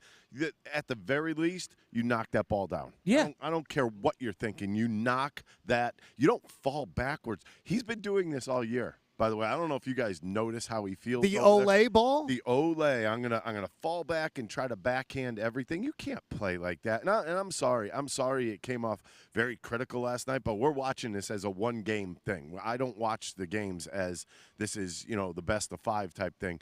But you have to look at that. A Major League Baseball player, at least when I played, either knocks that ball down or it's an automatic out. Wait a minute. Automatic out. Wait a minute. Connor played Division III baseball. You stand in front of the ball and don't let it get past you, and no run scores in that situation. He never got in front of the ball, period. Never. He didn't want to. And what does that say? I don't know. How's it not an error? You guys have heard me doing this. I called this. I said Ricky's going to lose his mind. Baseball has become soft on this. I don't care what you guys think, but that was an error. I've been saying watch next year. We're going to see actually who could play baseball next year because this analytical stuff of moving your guys all over the infield where the ball's always hit directly at you will no longer be in existence. And that's going to be interesting because now you have to have athletes on your team. And look at what they did. You look at Dansby going into left center field. Number one, Rosario played that ball horribly for the Braves. And he goes out in the left center field and makes a hell of a play. Hell of a play. And then Riley goes into the tarp. Can you see? Maybe I could see Bohm making a play like that because he's lanky. Yeah, like Bohm that. I could. Wow. But that shortstop I can't play, see Hoskins doing it. Look how far we've come. No. What? No, seriously, On talking about Bohm. Bohm, how good he's played, and I agree with you. Alec Bohm has become a different player. He has. Quickly. Yeah, I relate what Hoskins did last night to non-confidence. Like when you're confident, you get yourself in front of the ball. You know how to field. When you're not confident, you try to make it a different play. Like he tried to make it a sliding, reach my glove out. I compared it to basketball. If my jump shot's not going in, I try to get contact and I'm shooting in different ways because I'm not confident in my pure shooting. So I'm looking to shoot off a 1-footer. I'm looking to get hit and shoot differently that way to see the ball go in before I go back to my natural. I just don't think he's a confident fielder at all. How could you be a confident fielder when I'm sorry to say That's this, almost a routine play. Yes. Yeah. That's a routine play. And I mean, in a mindset, a baseball mindset, your mindset should say, I have to, if this thing's going to hit me in the gut, I got to take it and knock it down. Because then Acuna doesn't score. Right. I mean, Granted, there was a lot going on in that situation. It was a bad pitch. It was an 0-2 pitch. He probably should have buried it. Okay. Well, you have fielders out there for a reason. They're behind you for a reason. Now, by the way, we did get word during the last break. The Emmy Awards have gone out, and Ronald Acuna Jr. is a nominee. He's nominated. That is the longest. He's nominated for longest a player has ever taken to get his ass up after getting hit at home plate. Ridiculous, wasn't it? By the way, every player, I'm stealing this from ESPN Stats and Info, every player that was hit this year got up faster. In Major League Baseball. No doubt in about Major League Baseball, every player, was it gamesmanship to stay down? I don't know what was going on. I mean, I was thinking to myself, get a doctor or something. If you're going to do this, get a doctor out there and help him. Why didn't somebody from the Phillies dugout come out and ask what's going on? I'm sure they might have said something, but when you get drilled, they're not. I don't think they're really entitled to go out there and be like, what is wrong? It was longer than guys got. How about this? Well, it is a playoff game. It is one of their major stars. So, I mean, I see. Players who got hit in the head this year. That was ridiculous. Yeah. Players who got hit in the head, in the helmet this year in Major League Baseball were up and off the field faster than Ronald Acuna. Yeah, I was thinking to myself, okay, if he can't play, get him off the field. It's not like he got hit in the kneecap and they need somebody to come out there with a stretcher. He can stand. Yeah. Ricky, it was an arm injury. How does that affect a pitcher? I mean, I was watching Wheeler. They didn't show He didn't throw. Yes, he did. But then he started. Not at first, I meant. You had to listen. I heard the popping. You can I hear heard the it. popping of the and that's what I was listening for. For a while, though, I would say for the first maybe 3 minutes, he wasn't. And then he started to throw. But besides that, how does it affect him mentally? How does that break in an inning affect a pitcher? I don't think it should affect a guy like him at all. Okay. At all. I mean, at times, I think if a guy's fragile, so there are certain guys on this, we won't bring up the names, that I think that if they were out there, they would start thinking about the moment. He was already in the moment for a while, so I don't think you're really out there saying, oh, this is not right. I would be a little psychotic. Like, get him off the field or put him on first, one of the two. By the way, God bless Ronald Acuna Jr. If it was gamesmanship, I believe it worked. I think it did help disrupt that inning. Okay. And if you don't, yeah, it may have. So I mean, if I'm not being a hypocrite as far as calling him out, well, because I believe it was. It is a little hypocritical. Okay, because why? The night before, what was Jose Alvarado doing? I didn't call that out though. I liked. That's 3 times in his last 5 outings he needed them to come and completely redo the mound. Come on, really? You know what that was? Shadows. Shadows, absolutely. Yeah. And that's why I said you can't be a hypocrite about it. But there is that type of gamesmanship, I guess you want to call that. But I mean, there's no reason for certain things to happen. I don't think Alvarado needed to do that the other night. I don't think that should have lasted 5 minutes with Acuna on the field because he got hit. Hey, the law firm for injured workers is Martin Law. Visit paworkinjury.com. Tom McCarthy will join us in a half hour. T-Mac joins us in 1/2 hour. And the Braves made the decision to stay in Atlanta last night and come in today. So did the Phillies. But do you like that idea for the Braves? If you're a visiting team, wouldn't you want to get to the city you're going to play in? No, you want to go home. Bob said go home to your own bed. Let me put it this way: if they were going out to L.A. or something, I think they both would have left last night. So at least you're on the plane, you get some sleep in the morning, maybe have a nighttime practice, get back to bed early, and then play the next day. But it's what, hour and 45 minutes. Did you work out today? It's going to be a rainy day anyway. So Here, they're not going. It's going to be a monsoon. They might do some stuff in the cage. That's about it. Would you be? If I were the Phillies, no. You tell everybody to stay home, get your rest. Take a good day's rest, go have a nice dinner, get ready for tomorrow. How are you feeling positively about tomorrow? I had said it earlier in the week that a Brave source had told me you're not seeing Strider. No, I think unless he's it's still an elimination game. I think he's still injured. And So they don't do wanna I. Push it. I said that earlier. Well, he had an oblique injury. When I mean That's tough. That's something that doesn't necessarily just disappear. Well, Connor asked, though, is then why was he on the roster? Because I was told point blank, unless the series was 2-0 yeah, I think he's Phillies, going game there was 5. no Yeah, chance. if they're get So to you think they'll elimination, wait till he will game throw. 5? In all honesty, if I were the Braves, I would have left him in Atlanta to get treatment the whole time. If that was the fact that he was only going in game 5, I'd have left him in Atlanta and let him get treatment. Well, until if you've then. got an elimination game in game 4, It they're could be gonna want game him 4 out. elimination game. I don't know, man. I You can't not throw him if you're going to I have him on think the their roster. hope was that they worked him out, and he said, "Okay, and then, I'm okay." And then 4 or 5 days later, Right. and then fine. Yeah, I think you're right. yeah. Because it doesn't look, and Bob was pointing it out too, is it doesn't look like he's a guy that thing. I said, you're not going to see him. I was told that you will not see him till an elimination game at the earliest. At the earliest, doesn't surprise me. Does that why are you surprised? He had when you have an oblique strain. I mean, trust me, that's you're using that a lot when you're pitching. And I had that in an oblique, but it was towards the back. I'll never forget that. I threw a pitch, and it felt like somebody was slicing my back. So on it's the right dealing side. with pain. It goes all the way into your butt. Okay, so it's dealing with pain, but it's also Somebody grab that. Does it make you have an inability though to locate? If they could they give you something for pain? Locate? How about no? You No, can't. they can't give you because something for pain with. Number one, it could get worse. He goes out there and he throws, and all of a sudden he does it again. I mean, that's like being paralyzed. out Okay. on. You just can't. And pitch you have to through it. feel your core when you're pitching. Yeah, it's part of the Exactly, game. yeah. I mean, quite frankly, where do you get all your power from? And the other thing that even if it's healed, you don't know if he's going to power through it. Like, you have an injury and you're kind of like, oh, I'm fine, but I don't want to give that 100% and you're only at 80%.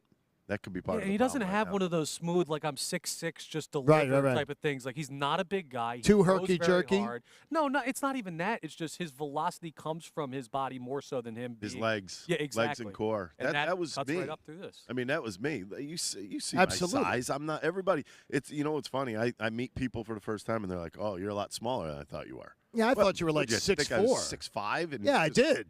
No, I thought you were like an impressive male figure. no. All That's how I met you. all my power was legs and core. Wait, That's where my what? power What did you just say? He said he thinks I'm hot. I said it till Ricky I was met an you. all-star in 1996. He was. Yes, I I remember was. that. I remember him. Boy, they pitched his arm off too. A little bit. They literally said, we got this guy. I knew I was in trouble when I came up my first year, and really the season didn't really mean anything. We only played 144 games because of the strike, and I pitched 88 in a third innings out of the bullpen. I was like, well, pitched more than half our starters. Today they would cry. Today they would. wouldn't do There would that. be an analytics There's guy no saying way that happens. Hey, Staples stores are a new world of possible. They've got innovative tools for small business, remote workers, and learners. You can explore more at your local Staples store or visit staplesconnect.com. I can tell you that my optimism, though, for tomorrow, Ricky, is the negativity of last night. And my negativity on last night is extremely high. But my positivity for tomorrow, it's as if I have a completely different impression of what tomorrow should be against Charlie Morton. The one thing that I will say is you have Aaron Nola going on the mound. You have a sold-out Citizens Bank Park. The Phillies should have an edge here. I mean, Morton has not been good against the Phillies. 5.5 ERA roughly. He's been good for 1-2 innings, and then that third one he starts falling down a little bit. And the other thing is for the fan base here, forget what happened yesterday. You know what? These guys need to be picked up. It's your job to pick them up. Yeah, you're okay. It's funny. I said that to John earlier, and John's pissed off I don't want to about hear last people booing Reese But because he had no, a bad no, night. You can't do I that. think last night you have reason. Like you came on and said, that sucks. Last night sucked. Okay, you can carry that over to midday today, whatever, and then it's look for Aaron Nola. Look to that next game that you can go up 2-1. It's okay. I don't think it'll carry over into tomorrow night, Ricky. I really don't think the fans will carry it over into tomorrow night. I hope to God they don't when Rhys Hoskins if he comes up second tomorrow night, and that's something I want to talk to you about. With the reaction they gave Alec Boehm earlier on in the season, I think it's going to be a completely different reaction than it would have been in the deep past. Okay, deep past. Yeah, But the thing is, Alec Boehm owned it. Yes, he did. Yeah, I don't believe Rhys Hoskins owned it. Well, he didn't know how hard the ball was hit. I mean, he didn't own it. You need to say, I need to bet my body in front of that ball. I absolutely should know better than that. I didn't. It's like he's. I have a question to add to you guys. Okay. You're standing at first base. The ball is hit. How much time do you think you have to think about it and say, "Oh, I must have misjudged how hard that was hit"? No, I think it's instantaneous. Yeah. You move your ass and get in front of it. You know what's Correct. funny? Before the pitch was thrown, and I love playing these games with myself, I think, all right, if I'm in the infield, outfield right now, what am I thinking? And for infielders, I had one word in my mind, and it was smother. Keep the ball in the infield. Smother. There you go. Anything near you, smother it. If you either make the play, you don't, but smother the ball. And it came out perfectly that was a smothered play, and he just didn't do it. The reaction and the ole have to disappear. Yeah, they really do. That's Yeah. what has But to I don't think they're going to. I think it is. I think the old the Denny Green line. I'm telling They you, are who we thought they are. He is who he is. it has to go away next year Oh, it has to. because you have to be Can't able to do it. move laterally. So 30-85 doesn't overcome that. How is it going? I'm being it's like an honest question. I'm not. tell you right now. I'm going to tell you right now. Why do you think he didn't move for the ball? Because you 'Cause he are doesn't have positioned confidence in now. himself. No, you're positioned now. I blame it on the game. I don't blame it on Reese. So does it get better next year or worse? You better work on it. I'm telling you, but That's all I got. I have no Better work reason on to. it. I have no reason to believe at this point in his career he's going to dedicate himself to becoming a great defensive. You have first to be baseman. able. You think he's going to be here? Well, No, that's what I'm not- wondering. Let's not get it. No, but that's what I'm No, wondering. we got games. Hey, we have a big game on Sunday night. The Eagles taking on the Cowboys, and one of the things you can't do is looking at where Dallas's defense has been so great this year, is playing from a lead. They get any kind of lead, and they literally tee off on you. They're even, and they're behind, and they play a little more of a passive style. It is so important. And, Bob, I put this right to you because Sunday we looked at each other. Eagles win the toss. Eagles defer. Eagles defer. Even though we know analytics tell you the team that scores first wins around 60% of the time. No, we're going to defer. And I saw you roll your eyes on Sunday. I rolled my eyes too. I wanted the football. Sunday night, the Eagles should want the football. They should want to be able to set the tone because when Dallas's defense gets a lead to play with, they are lethal. They have been really, really good. I respectfully, totally disagree with you here. I'd rather the Eagles have the defense on the field against a bad Dallas offense first. So if I win the toss, and that's why I like to go week to week. I like it for it to be, all right, I'm going to read the situation, and that's how I'm going to go. This week, I'd rather have my offense, which I think is a lot better than the Dallas defense, on the field first. So you absolutely I don't want that Dallas defense to get momentum You first. want defense first. No, I want the Eagles offense first.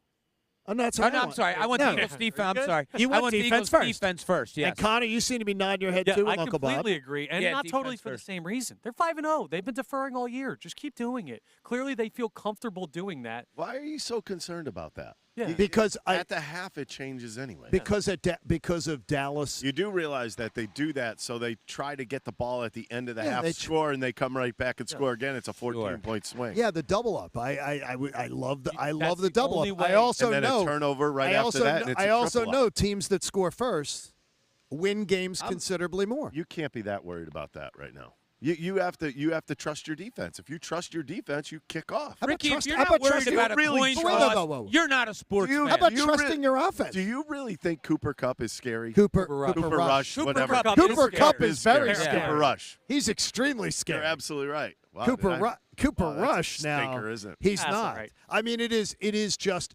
Dallas's defense with a lead has been outstanding. In fact, I think Against who? Then don't let them score. Against well, who? they played Cincinnati and the Rams. All right. And Played the Tampa two Bay. teams that were in the whoa. They've beaten the two teams Tampa that were in Bay's the, offense is brutal right They now. are. Cincinnati's offense is brutal I right gave now. out the All right. score. And the Rams Right. haven't shown up yet. Okay, this year. right. If you're saying NFC champs and AFC champs, they've beaten. So, I mean, let's not just make it out like they went out and beat the Jacksonville You're Jaguars scared. and the Bears. No, I absolutely have a great feeling about Sunday night. Like, as good a feeling as I did going into the Minnesota Cowboys game. are not that good. Trust me. I'm in here with Barrett Brooks every day. You don't think we talk a lot of football? And so what's the – and He doesn't think they're that good either. so he's thinking that this is a huge one. You leave this game 2.5 games up on the Dallas Cowboys, and you are literally a minimum, depending on what the Giants do, a game up on them with 2 games in. I'm feeling You're really really in the playoffs if you. No, it really win would this be. game. If you go 6-0, if you go 6-0 into your bye week. Right now you play And then you got Pittsburgh, who cannot play offense at all. and then you go to Houston. Yeah, I mean, it is. It's 6-0. You're looking at 8-0 staring you right in the face. I right said this at the beginning of the year. Their schedule was very, very pleasing. I mean, just looking at it, you were like, wow, I see 12 wins, or I see at least 11 wins, and then you give them – you know what's funny? The losses are coming on weeks you say, well, maybe they won't show up this week, or they're maybes. The wins are there. The maybes are just Oh, we'll absolutely. see what happens. I mean, it's going to be wild Sunday night. We got a wild weekend at the stadium complex. We have it kicks off tonight. Flyers with their home opener. 2 days at Citizens Bank Park that are going to be glorious under the sunshine. Oh, yeah. Beautiful. Where's Temple playing? Wow. Okay. A football field somewhere. Really? Where's What's your Egan when we college? need him? I'm just. What's your I'm college? just saying. Before you take a shot I at my went to college, Central what was your- Connecticut. That's great. Where's Central Connecticut playing? The local mall parking I don't know, lot? but they're just as good as Temple. No, Watch they some are. college I'm just football, kidding. I'm just undefeated, baby. Oh my 0-0. gosh. We don't have a football team. This Ricky. Attaboy. Ricky, go shoot something. By the way, my Central Connecticut football is not very good. I figured as much. Connecticut football is not very good. UConn. Temple kicked Connecticut's UConn ass. used to be good at one They point. were at one point. And then When Randy Edsall just destroyed everything up there. Yeah, things didn't work well. We'll talk to John Tortorella later. Tom McCarthy joins us coming up in 10 minutes. We've got so much going on, and we are at center ice with the Flyers on opening night. The Flyers get their season started, all coming together. You'll hear the game on the Fanatic. John Kincade Show here on 97.5. With all of the appliances in your home, one of them quietly does its job every day, and you count on it, and you don't even think about it. It's your water heater. You need hot water for showers. You need it to run your laundry. You need it for your dishwasher. You need it to be able to shave and wash your hands and things like that. I love our Bradford White water heater because our Bradford White water heater helps us have reliable performance day in, day out. If your water heater has been in your home for greater than a decade, you're a ticking time bomb. You need a new one. So why don't you go to BradfordWhite.com and start doing a little shopping. They'll put you together with a plumbing professional in your area that can professionally install a Bradford White water heater for you. You will absolutely love it. The maximum reliability, every single style you want. You want gas, you want electric, you want tankless. They've got them all. Bradford White is one of the #1 names in all of appliance business. So get on in at BradfordWhite.com because how you heat your hot water, it matters. Choose Bradford White. They're here for the pro.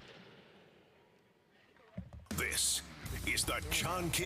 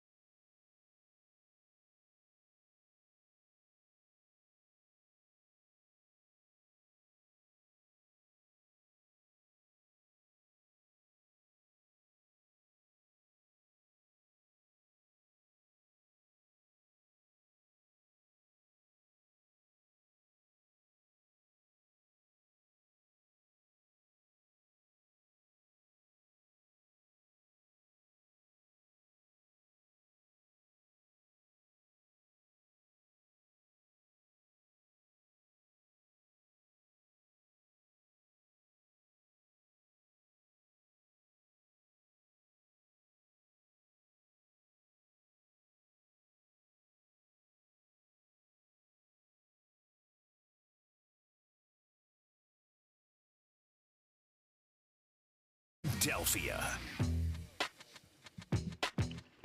John Kincade Show on the Fanatic. We are live at center ice with your Philadelphia Flyers. It's opening night tonight, but it's been a morning dominated by the Philadelphia Phillies. It's been a morning dominated by the Philadelphia Eagles.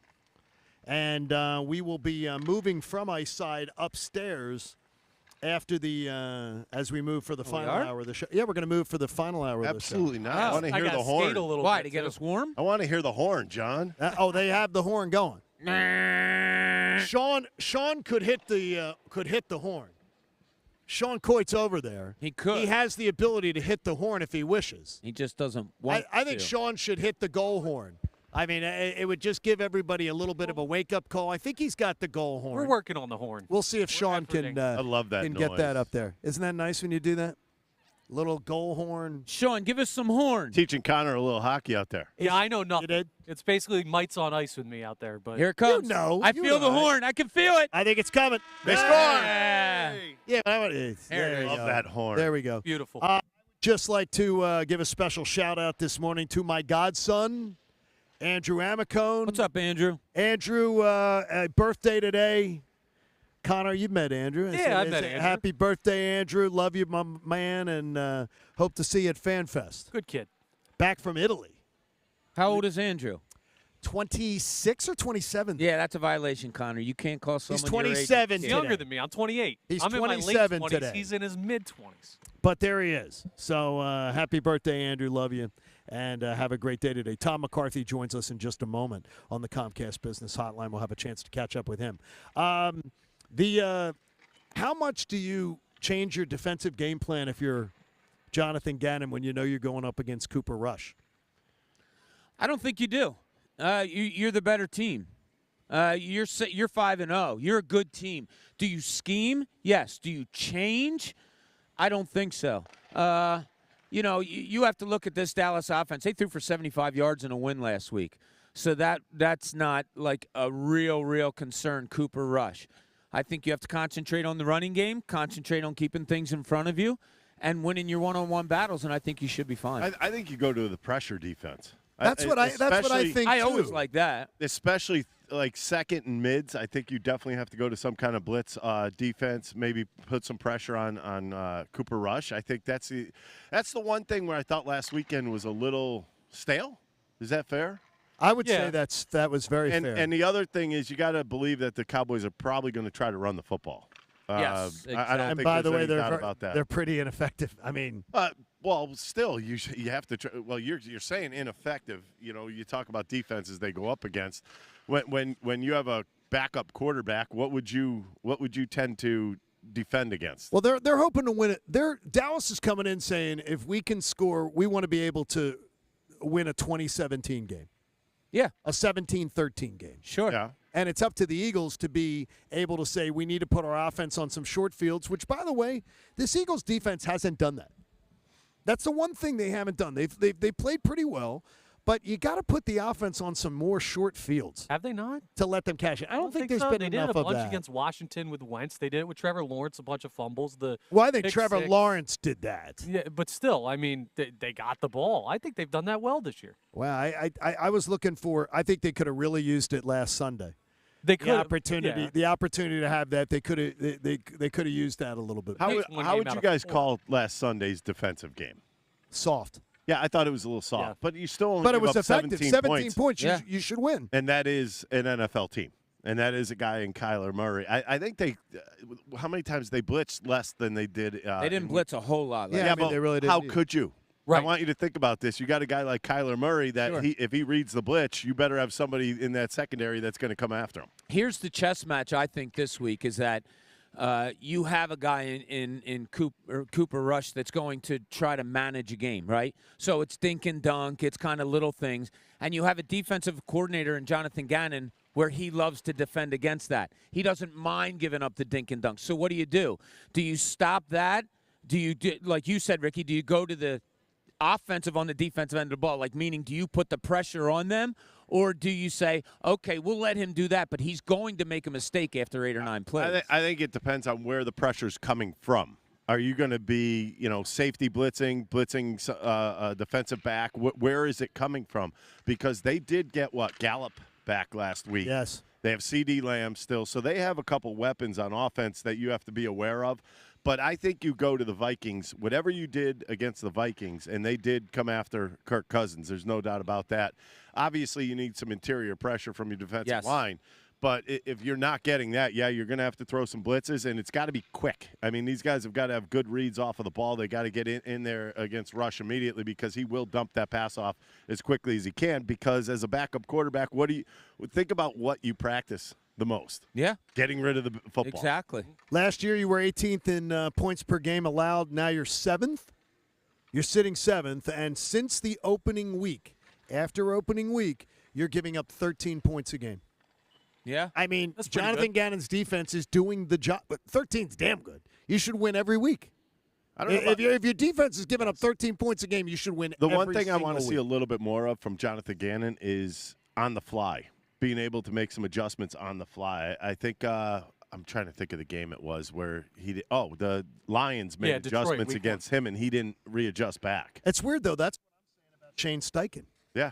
I want to see Shane Steichen and the offensive play calling because this team, I think it's 135 points scored, 30 in the second half. Yeah. That's abysmal. They're one of the worst second-half scoring teams in the entire NFL. Yeah, and with all the bubble screens that we saw last week and being there, there was a lot of one-on-ones on the outside and inside with A.J. Brown, with Quez Watkins, and we were sitting there begging for them just to throw deep once in a while to keep the other team honest, and it just never came about. So I think that's kind of the diversity that you're looking for offensively from them. Do you think you were maybe last week they were trying not to show too much so the Cowboys didn't have that extra? Because Sirianni's been, we don't want to say too much. We don't want to show too much. We don't want to do this. We don't want to do that. And in my eyes, I think maybe they just thought they could beat the Cardinals with those bubble passes and screen passes. Could be. And not show anything deep because maybe this week coming up, maybe that's their game plan. That'd be a big balls game plan. It Like would, to especially that say close. we're going to risk a game that close to play it close to the vest. I can't believe that they went to A.J. Brown. They targeted him 4 times in the first drive, completed 3 passes, and then didn't go to him. That was it, pretty much. Yeah. Like they stopped going to him. Which I don't didn't understand that. I never understand any of it, but it's been working, and the Eagles find themselves 5-0, and we'll have plenty more on that. We get ready for Game 3 tomorrow, and we're going to talk to Tom McCarthy about it coming up. I am a big believer, though, in that for fans. Like I have a couple gentlemen here who were saying to me earlier, you got to get past it because we can't be dragging the team down. If you come to the stadium to boo Reese Hoskins tomorrow, you're a jackass. That's all I'm just going to say. You're a jackass. There's no reason for it. No, don't make it worse. Don't make it worse. Number one, this was not a Bill Buckner play.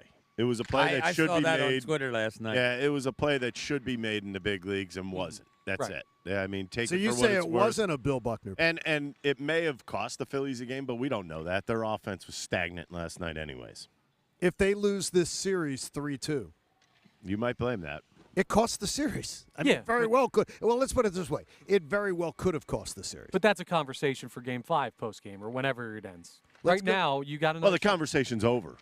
The Reese conversation is over right now. It is. For the yeah, time let's- being, yes. Well, let's move. I'm just saying after today, it's got to dissipate. Matt, I'm going to ask you to punch up this gentleman on the phones for us. It's Tom McCarthy on the Comcast Business Hotline, where every day in business is a big day. Let Comcast Business keep you ready for what's next. So, Tom, yesterday, Bob was getting accused of a name drop, of using your name, which didn't make any sense to me because he was just mentioning you after me. We've missed you, and and some of the people have gotten to hear you on the radio, but we miss you calling these Phillies games.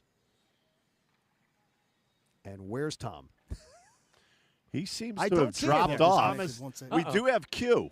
No, that's not Q. That's just Q. That's Q. That's great. You give a lead into Tom, and he's not there. So we'll get Tom on the line. We said name dropper, not phone dropper. We'll get it Yeah. back. We'll get Tom I'd be in. curious Just if they're put on him their up. way to the You're airport. just going to have to bump him up on the line there for us, so we get a chance to talk to Tom. We want to make sure Tom knows that we didn't hang up on him either. I mean, No, we would never do that. let's make sure that Tom knows we didn't hang up on him. It's one of the things I do not like about postseason baseball. I believe local broadcasters should be able to do the game even on the TV side. I agree with that. I mean, Harry couldn't do it in 2008. Oh, I hated that. It's just hated brutal. that. Yeah. Well, it's brutal. I think they should be able to do it in the local area. Yes, just in the local area. Yes. Just give an alternate broadcast. That there should be that option. Now, the networks are going to scream bloody murder for the amount of money that they pay for these events, to have these events. Everybody at the network wants you in Philly and in Atlanta watching the game on Fox. That's fair. So they're saying, wait a minute, you're not going to take away the two biggest markets that are interested in the game. Well, that would be a problem that. if it was like New York and L.A. Yeah, but World they do Series. they Then do a what? Spanish language broadcast. Just do a local broadcast as well. I know it dilutes it a little bit, but find a way. Wait, you want Tom McCarthy to do a Spanish language I broadcast? think he could, but I was saying more as just a regular alternate broadcast in addition to the Spanish language broadcast. We are efforting Tom at the moment to get up there. If you're asking Tom to do a broadcast in Spanish, though, that's extremely difficult. I believe in him. He could pull it off. You think he could? Yeah, it's like asking Ricky to throw left-handed. He could do it. I could do it. I Yeah. don't know how good it's going to How be. but I effective could do would it be? Bienvenido a la fiesta. Se Welcome to fue. the party. Se So fue. easy. See, I got the home So run easy. What is ball. that? Wait. What did you just say? Was that cursing? That's welcome to the party. Wow. See? Se fue. Se fue. See, I know that come from on. Ricky Ricardo. Okay, Remember well, Ricky Ricky's Ricardo? the best. I mean, you can't be as smooth as Ricky. No, Ricky Ricardo was impressive. He's got hey, no senor, no senor, no senor. These things all coming together for you. We're efforting, Tom. I just don't like the local broadcasters. What did you think of listening to John Smoltz? I know you have a ton of respect for John as a pitcher. Yeah. I thought he was extremely careful. Does that make any sense to you guys? What do you mean? Yeah. I thought there were certain things that came up in the game, and he tried to be, I guess you would call it politically correct on the broadcast, that he didn't want to offend.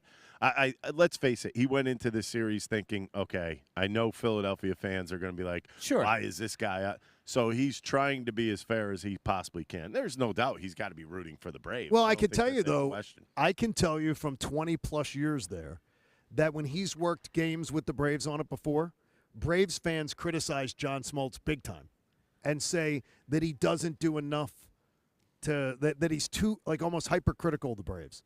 And I'm like, wait a minute here. You don't want him on there shaking pom-poms. But that's like, I mean, I could bring myself up. I'm a Phillies fan. I want him to win. But when I see something wrong, I'm gonna let him know what I think about it. Sure. Isn't that what you have to do? Yeah, that's your job. That is your job. Yes. Yeah. I love how people say, "Why are you being so harsh on them?" By the way, I mean, what I'm are you supposed game to do? Game. What are you supposed? Yeah. Exactly. You were really, really positive on them after game one. You could be my biggest goat in the world yesterday, and tomorrow you could be my biggest hero. Sure, that's the what way sports is. That's the way it is. Sports is game to game, day to day. And That's what it is. And that is where I said this city has changed as a sports fan base. Yeah. Nobody in this city 20 years ago would be like, oh, you're being too hard on him. Don't be too hard on Reese today. That's just the softness of the country now. I mean, it's just unbelievable. The negativity of it. It really is. It's like, don't be negative on him. Come on, just shake the pom-poms for us. It's supposed to be honest. Let's go to the Comcast Business Hotline, where every day in business is a big day. Is Tom McCarthy with us now? I can't believe it. There he is. Tom McCarthy's there. I can hear his voice. T-Mac, how are you this morning? What's up, guys? Ricky got up with us this morning, Ricky Batalico. He wanted to talk with you again Man, so what a much. long day. Yeah, that was. Long day for Ricky. You know what though? That was no different than a couple Sundays out of the last three. True. They were talking. In fact, last time we were in Atlanta. It went that against the Braves in Philadelphia. That long day on Sunday. That is true. I mean, were you helping Ricky with content during that rain delay that day? Were you sending him like text messages and saying, Ricky, here's some insights that you could share? No, I was in sunny Jacksonville doing a football game. Yeah, there you go. No problem for me there. No, I still think he'd be leaning on you a little bit. Tom, you've seen the Phillies all year long. And game one or game two, which Phillies team reminded you more of the team you saw all year long? The way the team played in game one or the way they played in game two? I actually think both, because I do think this is the kind of team that we have been during certain parts of this season, and we've been up and down. And I think that that's kind of what we saw last night. Listen, Kyle Wright's curveball was really good last night. I mean, we didn't have many opportunities, but Zach Wheeler's fastball was really good last night. So, that was a toss-up where you had to make every play, and unfortunately they didn't make the play when they needed to. He would have gotten out of the inning. We were talking to him after the game about whether he thought hitting Acuna Jr. kind of shook him a little bit, and nothing really shakes Zach. Like, it just doesn't shake him. And he said no. And in reality, if Reese had made the play, then that inning would have been over. It would have been a scoreless game. And as Ricky mentioned a moment ago, this is a lot about the offense too. So to me, I think both games are an indication of the team that we have seen. Although I will say that they've done the little small things a little bit more in this postseason than they had during the regular season. Tom, the makeup of this team, we all come in today and start on this show, and Ricky came in and saying, last night sucked. And that's our fan reaction, and rightfully so. But how does this team react to circumstances like this? Is it an impressive way that they come back with, you've seen them all year long? Is that part of their mantra where they bounce back from games like this more often than not? Oh, I definitely think that. I mean, this is a team that does bounce back. The clubhouse is probably the best one we've had in quite some time when it comes to that kind of stuff. I mean, it doesn't, they were upset last night because I think they felt like they had a chance to go up 2-0. But in reality, you wanted to split these first two games and at least get home, making this a best of three with you having home field advantage. So don't get me wrong. They were upset last night. There's no doubt. I mean, Reese was really upset last night after the ball game and took a lot of the responsibility on his shoulders, not only offensively, but, of course, defensively because of that play. But they bounce back. I mean, they do. They're loose. It's hard to explain, but we have not had a team like, some teams are loose and they sometimes look like they don't care. This team's loose and they care. So I think they're all looking forward to a sold-out Citizens Bank Park and what that can do to lift them up on Friday. Tom, when you think about Friday's game, you have Aaron Nola going. I understand that. But are you looking for this to be more of an offensive game from the Phillies more than anything else? Well, yeah, Ricky, I am. I'm assuming Charlie Morton's going to start for the Braves, and I think the Phillies have had some good approaches against Charlie this year. I mean, they've had some bad ones too, but I do think this is in particular for Schwarber. I keep in my mind envisioning opening day where he took the first at bat and put it out of the ballpark. I'm not saying that that's exactly what he's going to do, but in my wildest dreams, that's what I'm hoping for because, I mean, we all know that if that happens, that place is going to be wacky if he hits a home run and just generates that kind of a personality in the ballpark.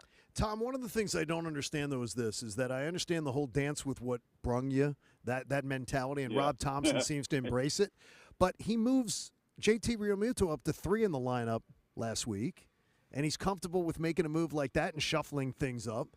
At some point, when 1 and 2 are this poor, don't you have to try something different? Or does that, in your mind, in baseball, look like a panic move? I think it makes it look like a panic move, quite frankly. I really do. I mean, I get it. I get it. It's kind of like Longoria and Pena in 2008 when the Phillies beat the Rays. Yeah, I get it, but I do think it makes it look like a panic move. The moving of Realmuto and Harper was more strategic. It was more about the left-handers in the bullpen for the Braves. I think that this moving now, and I'm not saying he's not going to. I don't think he will. But moving now does, to me, have the flair of panic. So I don't think he's going to do it. I mean, they've been streaky this year. I mean, people don't like a lot of times when we say that this guy's streaky or that guy's streaky. I mean, in reality, they have been streaky, and right now they're in a streak that you would prefer not to have, but it can turn. And I think that's what the hope is, that this matchup on Friday, if it is indeed Charlie Morton, which I think it's going to be, is a good matchup for them. Tom, we know the label that was on Aaron Nola when it came September and October with him in years past, and he changed that this year. Mm-hmm. What have you seen differently, whether it's on the field, off the field, both, whatever it may be? I'll tell you that off the field, he hasn't changed. I mean, his work ethic is still through the roof. He's still as mellow and funny and dry as you will know, as you've seen. I think on the field what you've seen is a command of the fastball that is unlike anything he's had in the last 2 years. I think he had it 3 years ago for most of the season in that potential Cy Young award-winning year. but I don't think he had it in September. I think he's had it for the long haul. This is a guy that on the collegiate level was at the highest level, was at the top of the game, and he was able to figure out how to do it then. I just think it's taken some time for him to understand his body and what he needs to do to be able to get through the long term. Ray Burris taught him a few years ago how to take care of his legs, which would then take care of his back, and I think he's taken that to another level. So fastball command and the consistency of that fastball in the mid-90s, low to mid-90s, I think on the outside part of the plate at the knees, not below the knees, but at the knees, is what's different. And I think he can get even better if he would just come down even a little bit more on the knees and make it, consistently throwing it like John Smoltz used to on the outside part of the plate. Tom, one last one before we let you out of here. The makeup of the Braves finally winning a championship and building something that ascended to a title last year. Do you see components of the Phillies right now that this is the start of a building process that we can see ascend to maybe have our own parade soon? Well, I do think that we're in the process of laying the foundation. The big difference, I think, between the Phillies and the Braves is that their younger players are more star players than, let's say, the Phillies' younger players. And what I mean by that is that, Swanson is a star. He may not be there next year, but he's a star. Austin Riley is a star. And, he's got 30 home runs, 30 doubles. He's on the cusp of 40 and 40. The Phillies don't necessarily have that component, but they have a farm system that has contributed. And I think that's a huge deal when you're building something. I still think there's some tinkering that probably has to be done in the future just to make sure you can sustain this. But I do think that this is, in my mind, it's no looking back, that it's postseason each and every year. And that's what you're looking for, and I think that's what they're building for. Philly fans miss you on the television, Tom, but we appreciate you making some time for us this morning. We're looking forward to a big day tomorrow at Citizens Bank Park. It's going to be wild. Yeah, great weekend. All right, guys. All right, Tom, take care, man. Thanks, Tom. Tom McCarthy joining us on the Comcast Business Hotline. Every day in business is a big day. Comcast Business gets you ready for what's next. We're going to move upstairs, and we're going to have a big 9 o'clock hour, including John Tortorella answering the tough questions from us. He may punch Bob in this hour. You never know. John Kincade Show here on 97.5, The Fanatic. I know that winter is coming right around the corner. And if winter's coming right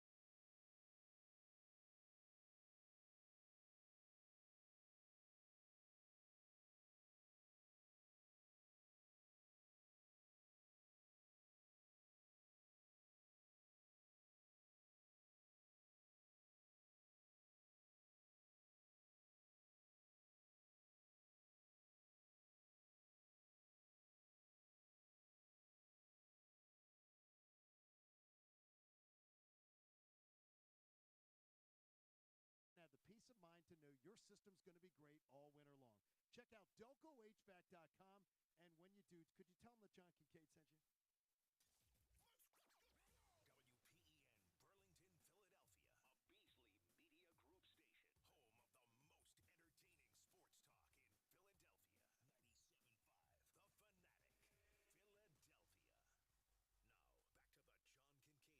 Broad Market, 22nd and South, and Cooney's Corner.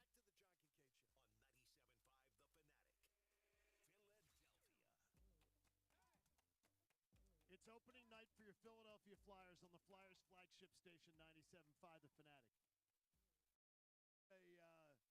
It's a rainy, cold Thursday. The Phillies lost last night.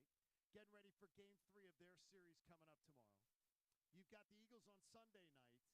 So the Flyers trying to make the first splash of the year, and head coach John Tortorella joins us here live at the stadium, and he's wearing shorts.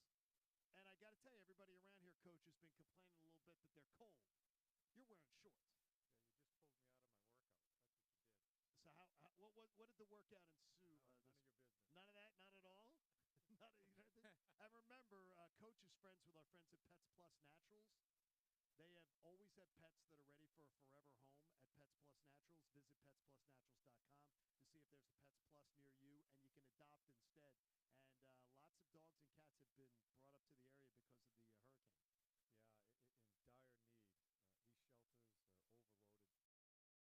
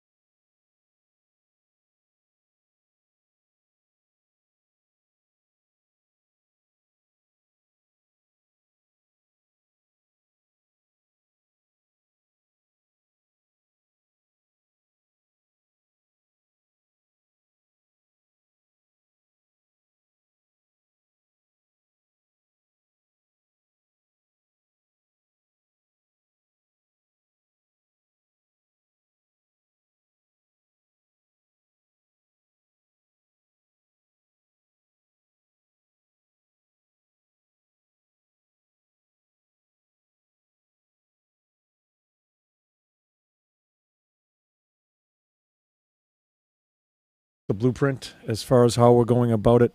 I think the most important thing, and it's one of the most intriguing things for me, is when you're developing an accountability and a standard within a team, you're developing people and not X's and O's. To me, it's really, that's not the most important thing. The thing for me is the mindset, and that's what's so fun for me and has been all through my coaching career is you're not just developing hockey players, you're developing people, how to be the good type of people, how to be pros in the National Hockey League.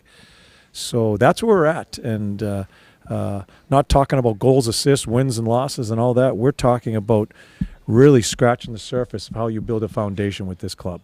It sounds like culture is a word that can be related to that, John. It's like you said, not just X's and O's, but learning how to win.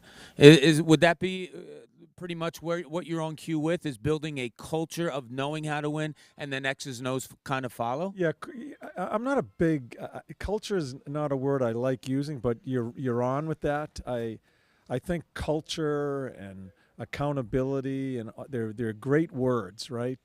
I always call them the great summertime words because they sound great. But this is an everyday process, and that's.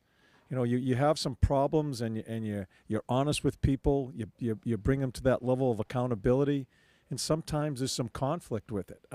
I think that's good. If there's conflict, I think there's honesty. Yeah, and that's how we're going to go about this here. And so we can use the words, but you better be ready to do it each and every day. because if you start skipping days and you say, you know what, this is Tuesday, I'll handle that problem Thursday. There's going to be 2 other problems come Thursday. And so we have such a simplistic look at this as far as how we have to do it, and I think the team needs that in doing the small things first, and then hopefully it turns into a big thing, and that's when you start getting the winning done. Coach John Tortorella on opening night for the Flyers. They play the Devils tonight. You hear it here on the Fanatic. So you talk about growth of players. You've been coaching in this league for a long time. Do you have to approach players differently today than you did a generation ago? Are you a different coach in every place that you go? Do you have to develop and change your philosophies? Yeah, it's not the coach's show. It's the player's show. They're the ones that do the things on the ice. So we have to adjust to them, okay? And I think coaches are ever evolving. I'm trying to. I think I have. I think I'm a better listener. I think you need to be a better listener with the athletes right now. It's a lack of a better. It's a pretty sensitive athlete right now. And then back in the day, where you push them and you get it done, and it was basically, and I don't totally agree with it either. It was basically coach standing over you and coaching you. Now it's a bit of a level playing field, and I think you need to have those communication lines open. But I think you need to be really careful there, too, where you don't let it get too far away from you, because you're going to have to make the final decision as a coach, how you handle situations, how you coach the player, how much of a push you put them. It's my job to push athletes to levels that they don't think they can get to, and I'm going to do that. I'll make mistakes along the way. There'll be conflict along the way. But I think now with the athlete, if you allow them to have some communication, I think you can get to where you want to be on the other side of it. Everything you say, John, reeks of patience on your end of how this year's going to play out. Do you have to teach that to your players, or do you not want them to be patient? I want our team, and it may seem, I want our team to be aggressive. If we make mistakes, I want them to be aggressive mistakes.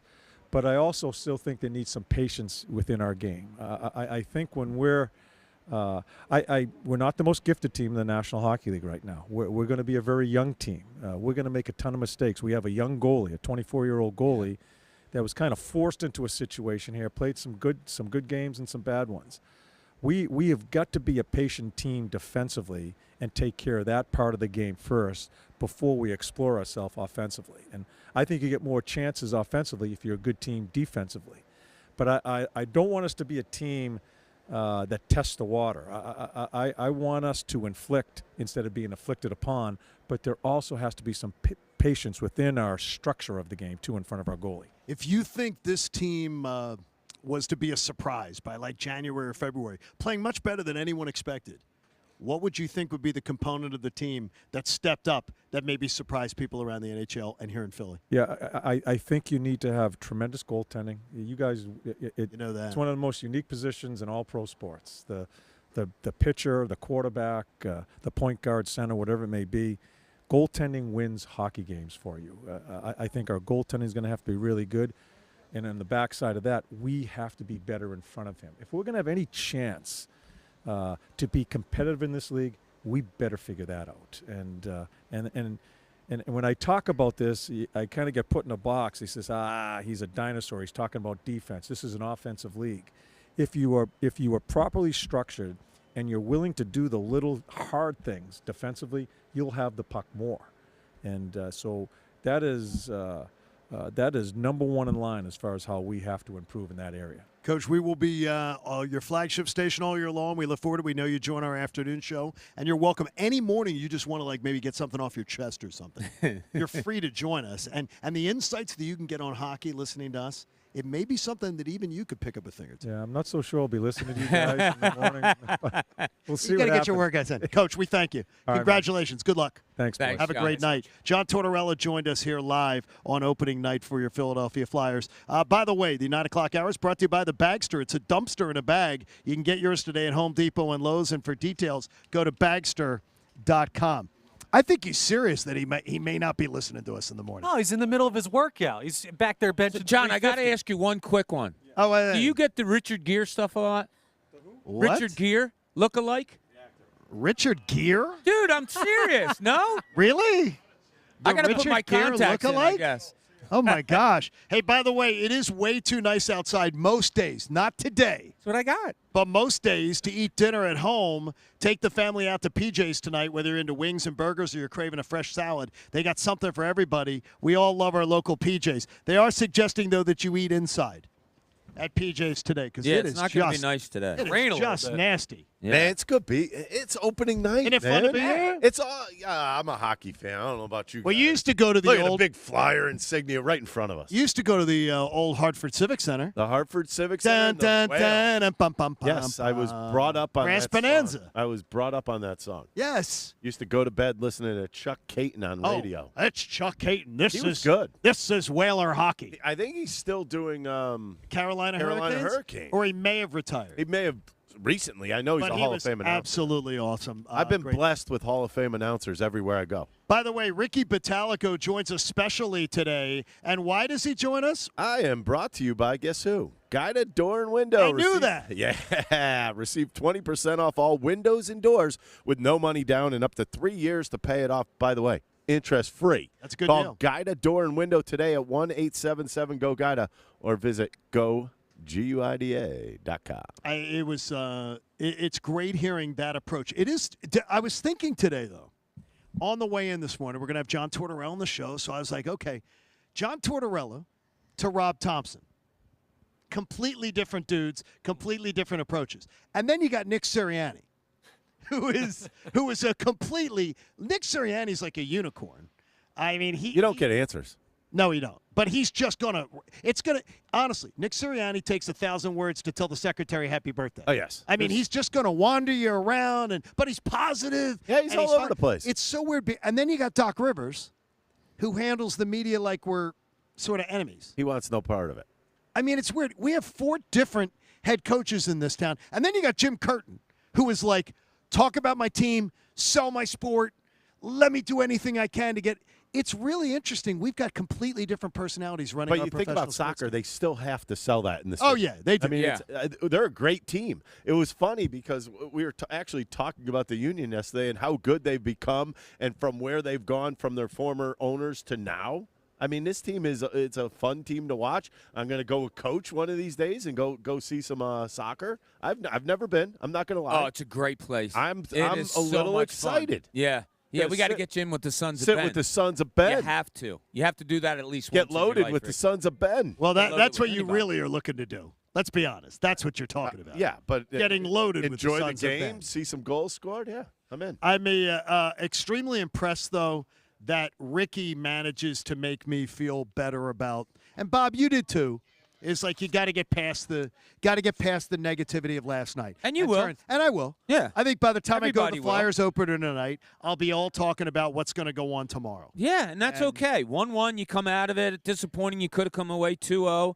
But in the grand scheme of things, we're going to go back to what we said before. If you can come out of Atlanta with a 1-1 split, you're going to be happy. So get happy. Hey, Staples stores are a new world of possible with innovative tools for small business and remote workers and learners. You can explore more at your local Staples store or visit staplesconnect.com.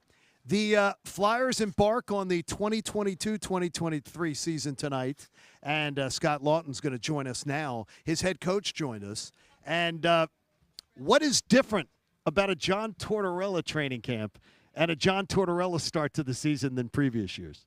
Yeah, it's so demanding. I think the first 2 days, not touching the puck is probably the biggest change for us. But, yeah, it was a very demanding camp, but definitely feel better on the other side of it now and looking forward to it. His reputation is one of a taskmaster. But does this team really need the teaching aspect of it? I mean, you got a lot of young guys that you're going to be counting on to be successful this year. Yeah, I think so, and I think that week that we just had was huge for our group. Just going through different systems and well, all new staff and a ton of new guys. So I think the last week was huge for us, just getting to learn our systems and everything like that, looking into the year. Scott, you talk about the physicality of those first 2 practices and just skate, skate, skate.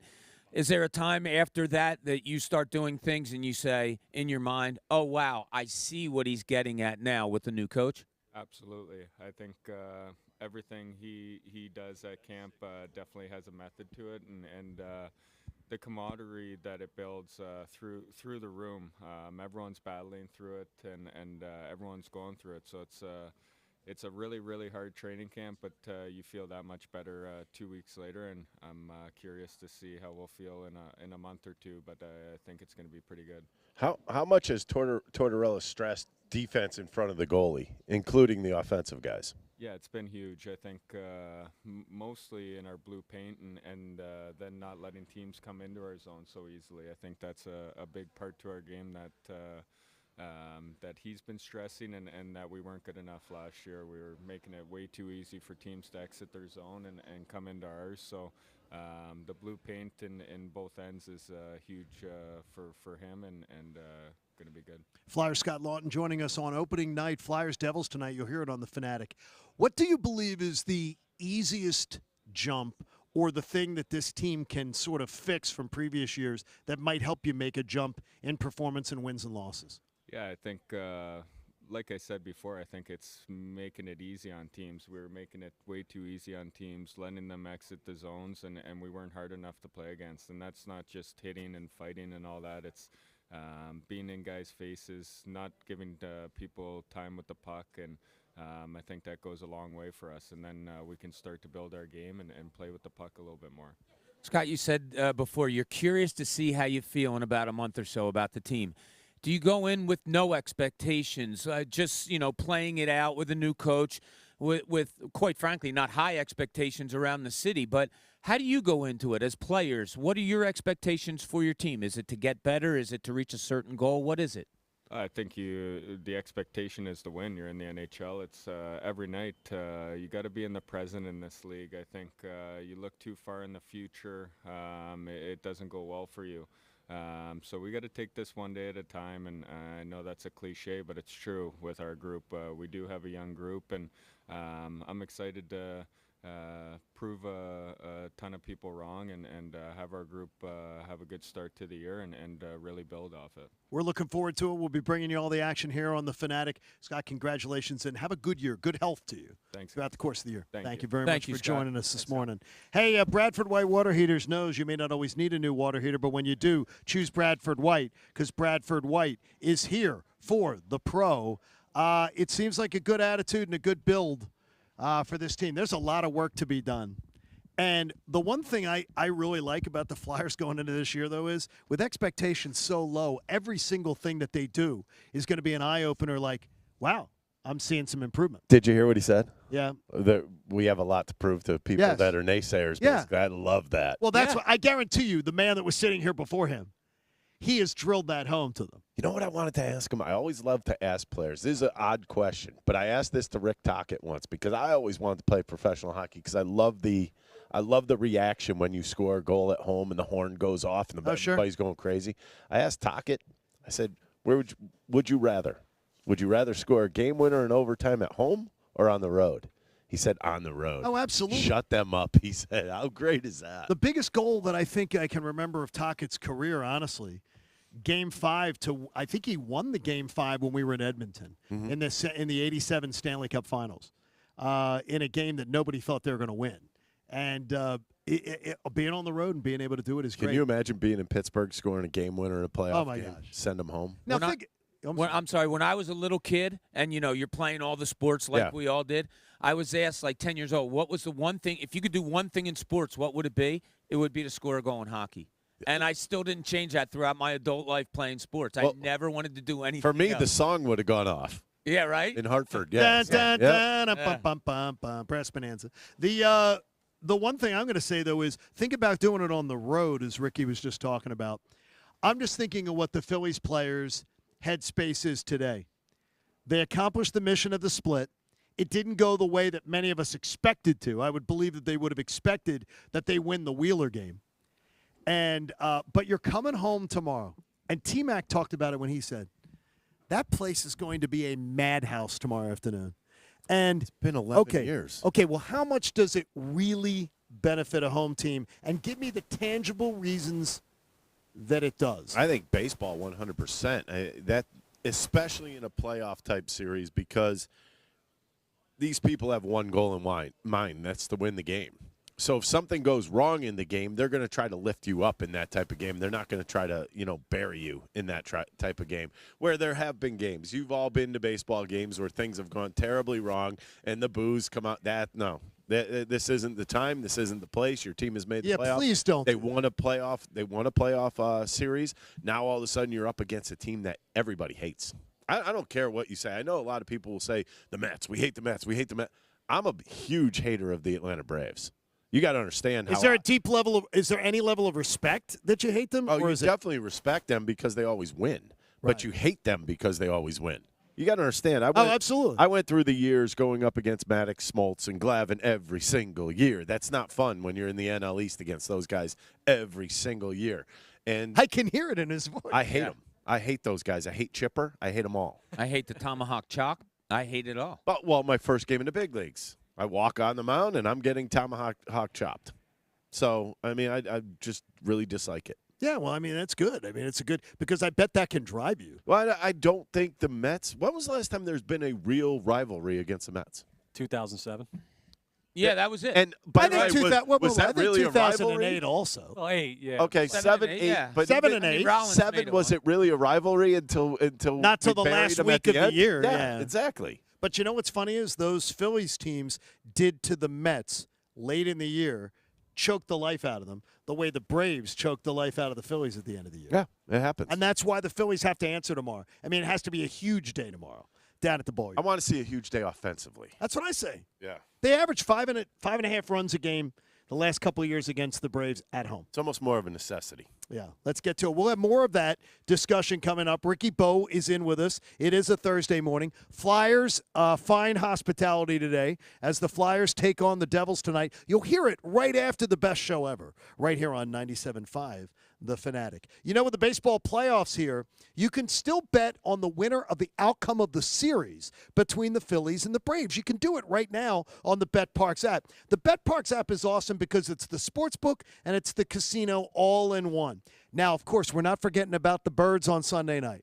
You want to bet the Birds game right now? The over-under at 42.5 is a weird number. They're expecting this game to be a real defensive battle. Seems a little low for me. I'm going to be honest with you. I think the offenses are going to be out a little bit more than that. The BetParx Sportsbook and Casino app lets you have a $750 risk-free bet if you're a new customer. So if you want to get in, just use the promo code Kincade, and you can enjoy all the slots and the bets and the gambling. It's fun, but remember to bet responsibly. You got to be 21 and in the state of Pennsylvania or New Jersey. If you have a gambling problem, please call 1-800-GAMBLER.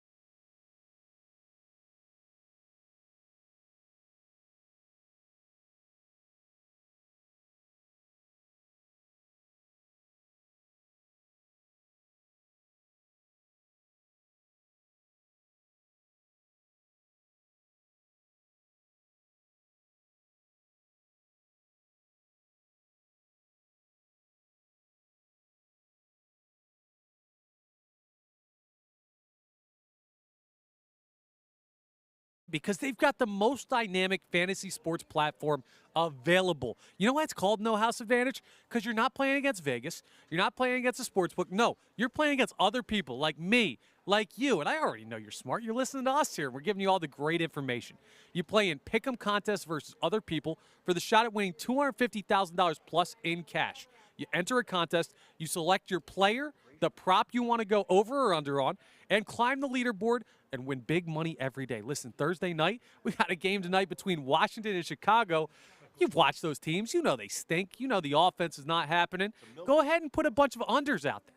Find a way to win, and guess what? We'll even help you out and cover it. You sign up now with promo code Fanatic at nohouseadvantage.com or download the app using promo code Fanatic, and you'll get a first deposit match up to $25. That'll you cover your entry in every tournament or challenge that they have. It's absolutely awesome. No House Advantage is only available in select U.S. states. Users must be 18 years of age or older to play. See terms or use for additional details at nohouseadvantage.com. Now, back to the John Kincade Show, live from center ice at the Wells Fargo Center on the home for Flyers hockey, 97.5 The Fanatic, Philadelphia.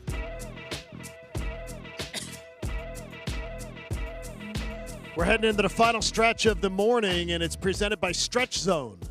Here on the John Kincade Show, if you want to relieve sore muscles, increase your flexibility and range of motion, book your free 30-minute stretch session today at StretchZone.com. Today's a perfect day to get acquainted with Stretch Zone. You will absolutely love it. There are 10 locations all over the Philadelphia area. So we've been talking about the Eagles in Dallas. We've been talking about the Flyers home opener. We have obsessed on Game 2 of the Phillies series last night. John Brazier, Director of Fun and Games for the Philadelphia Phillies, joins us. Hi, John. What's up, John? Good to see you here. This is awesome. You guys are right there looking at you got the two Zambonis working right there. As you know, I love hockey. I grew up playing ice hockey. Harvard School. The Harvard School. I used to play out here in the morning, 7-15ers, with back in the day, Peter Luco and John Page and that whole crew. So it was bringing back a lot of memories looking at this ice. We are ready for Game 3 tomorrow. And it's one of the things where Bob says, we were bouncing off the walls after Game 1, and there's a little bit of negativity after Game 2, and Bob goes, John, you'll snap out of it by lunchtime, and you'll be ready for tomorrow's Game 3. Tomorrow's Game 3, I think it's safe to say it's going to be a zoo. I totally agree, and I think you got to be like Ted Lasso. You got to be a goldfish, forget, right?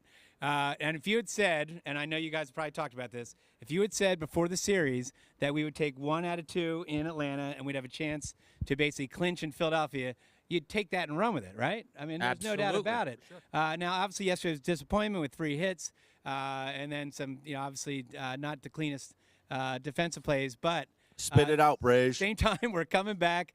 Tomorrow is going to be, I'm telling you, we haven't had a playoff game since 2011. We haven't been home since when? September? I think it's 3 weeks. It was. Yes. I mean, I forget what it's like to watch baseball out of the Citizens Bank Park. So the fact we're going to have this block party at 1:30 out of Citizens Bank Way, which we've had every year when we were in the playoffs. We're going to have this great band called Snack Time, big horn section. It's going to be awesome. We're going to have a Bud Bar. We're going to have a Ferris wheel. Ricky Battalica can get on that Ferris wheel. We're going to have a Bud Bar. It's I'll get on the Bud Bar. People are fired up. Why a Ferris wheel? Bob wants the Bud Bar. Why not a Ferris wheel? Ferris wheels are fun. Come on. Yeah, they're good. At least they could have done is put in like a roller coaster. Can we bring the beers on the Ferris wheel? Not sure if you can do that. They bring the roller coaster with their performance. So the roller coaster's already there. But you know what? Tomorrow it's another chance. Tomorrow's another big day. I love the Phillies' chances tomorrow. I don't like them. I love them against Charlie Morton, and I love the fact that Aaron Nola has proven many doubters wrong when needed at the most important times. Now, you guys give me some info because Charlie Morton, is Strider going to be coming in out of the bullpen, or they're saving him? No. I think Strider's hurt. So you but think they're kind of hiding him a little bit right now. Okay. Well, I think they're trying to give him as much time as possible. I said it all week long as a good Brave source told me. Yep. That we would never see Strider minimum until there was a potential elimination game. But even then, they can't really stretch him out too long, right? No. So he's got to be not coming after out of he's the been bullpen sitting. in a key situation, or right? Yeah, I mean, or what if you got a lead and you want him to pitch the 8th and the 9th of a game, right? Or something like that. Don't be scared, Brage. I said Phillies in 5. It'll be Phillies in 5. I don't even want to think about Sunday. Yeah, I'm hoping we don't get to Game 5. Obviously, I think with the rally towels, with the fact that they're home. These players haven't experienced obviously a home playoff game. Is that good or bad? I Hold think up it's that good, rally 'cause I towel think there, that- Connor. Look at that. I think this team feeds off the emotion. I think it's going to be a big Talking to the 2 mic, days. kid. He's I'm got the talking to red. Mike. No, he's just holding it up for the. He's holding it up for the video. I was saying to Brazier talking to the mic. Oh, there you go. John, any other all the things that you mentioned? Is there like maybe I don't know, an alum that you might pull out of your hat to get the crowd going or something? Well, thank like you, that, Bob, for or- leading me into that. That's a Okay, nice well, setup, Bob. We haven't set out a press release yet, so I'm going to be kind of doing some breaking news. Breaking news! Break it! Break it! Break it! But 2008, who arguably had one of the greatest at bats during that playoff run? Joe Blanton. Well, Joe Blanton did. We're not bringing Joe Blanton back. Myers. Carlos Well, Ruiz. Myers before this great at bat. Brett Myers did have an unbelievable Pat bat. Burrell. No, Wait a minute. Who hit the grand slam after Brett Myers The did like the a 10 flying burrito? Hawaiian. The flying Yes. Hawaiian. Wow. Throwing out the first pitch tomorrow. Oh, you Right? heard it here. Gonna That bring is that awesome. Jane juice right to the game right All right, there. man. All right, Braze, bring it up. Bring it on. We will be It's there an tomorrow. expensive All flight the for him. energy. We will be there. That'll be great. All right, go Phil. John had some frequent flyer miles, and he contributed them to get him in here. By the way, since I'm talking. Yeah, why are you with us? Yeah, I'm brought to you by Guided Door and Window. Receive 20% off all windows and doors with no money down, up to 3 years, pay off, interest free. Call Guided Door and Window today at 877-GO-GUIDA or visit GUIDA.com. There is absolutely so much going on. We have some more breaking news. What? speaking of what's going on. What? So not only did the Sixers waive Charles Bassey earlier today, they are also waiving Isaiah Joe. Both of them. Both. Wait a minute. Well, Bob, I don't Out. understand. I thought only one of them. And I was just reading Keith Pompey and others during the week that one of them had to go. One of them did have to go, but now two of them have gone. You had to get rid of So at what's- least one of them. there's gotta be another move, right? Yeah, I have to look at their roster exactly to see what it is. You have two-way contracts. You have all those things. You can go between numbers. As long as they're at the floor, which they're fine with, they're fine. So they got rid of a second-round draft pick in Isaiah Joe, and That Charles surprises Bassey me. also. So What does that tell you about the team when you're getting rid of a second-round draft pick? Well, it tells me they got a lot better. That's And- my point. Yeah, Sorry, I exactly. didn't mean to steer you in a bad direction. No, not at all. What were you eating, by the way? That was a milkshake with, get this, a Rice Krispie treat in it and a whole nice fluffy underneath of like a cream whipped cream. It was beautiful. Oh, my It's God. called the Pat Egan, right? He loves those things. He gets those Egan every time loves he those. comes. You mean the PHAT Egan? Oh, that's uncalled. Wow. What? Like Philadelphia Pat? Pat Egan? Oh, that's what you meant. okay. Sure. What are you guys doing, man? Okay. You guys are all evil. Where is he? Why are we He's evil? got COVID. Yeah. Again? Yeah. That's like 12 times for him, right? It's a new record. Well, his diet's Don't entirely know. ice cream. It By the way, doesn't that's exactly why. build the best That's why immune if you're system. watching this, I'm sitting a seat away because these guys you never but- know. I've taken 2 tests. I'm good. And as they say, it is what are you supposed to do? You're supposed to eat right, exercise, get good sleep to be able to avoid COVID. Well, I got 2 of 4. So I think all for 3. 3, Pat Egan is out of the mix.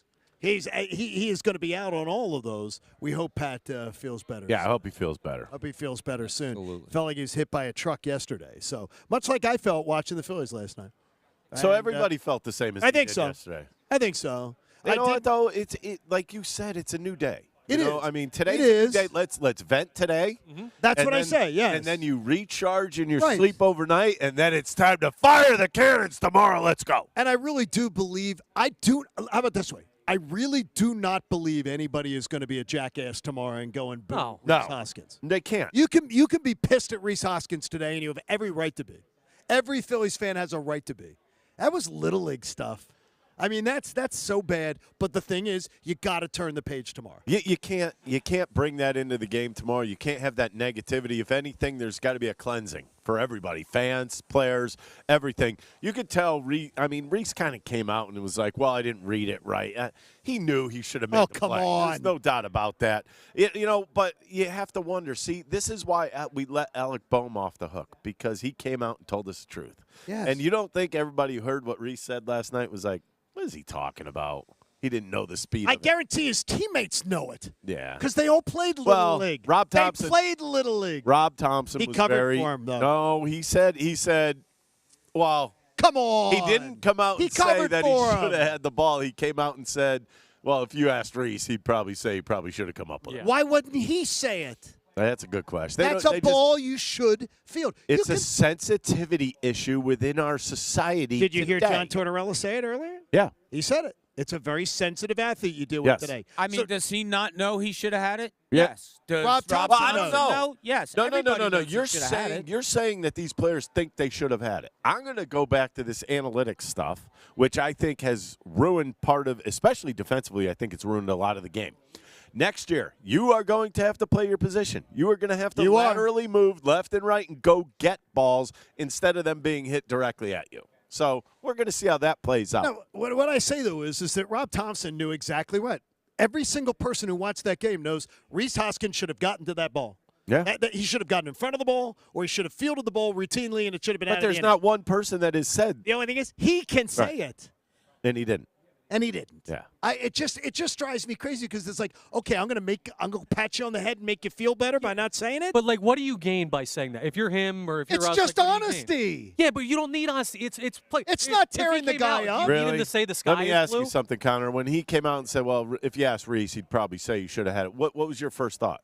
It's fine. He's probably just trying to protect the guy from. See, but Yeah. see where your first He's thought part- went? He's Yeah, I know. protecting. He's part yes, he's of part that of the generation. new society. Whether it's right or You are a generation of baby. just, oh my you gosh. are a baby. What do you need him to say? Do you need him to say? Everyone knows Reese needed to field that ball. I guarantee you So this. why does he have to say it? The greatest You just want to hear it. The You want greatest truth. sports columnists of this city, the greatest sports media that was of generations before in this city, they were never getting the "you're too negative." Don't be negative. You're gonna no. Yeah, I be don't know. honest. I Be don't know. honest I and don't do know. the job and tell us the truth. I don't know why or where the sports kind of went softer in that. In the last sense. 20 years, I don't it's know happened. why. I don't know why. What for somebody to tell you that you're really not that good or you're doing something wrong? That's a bad thing. No. If he had come out and said that, that would have been perfectly fine. If he comes out and says, "Yeah, Reese has to make that play," All and right, had a big let me So then ask- why doesn't By the he way, say it? hold on. Everyone knows already. John, Yeah, John, like, Bob, everyone Bob, knows. John, Wait. Bob. I have a question for you, Connor.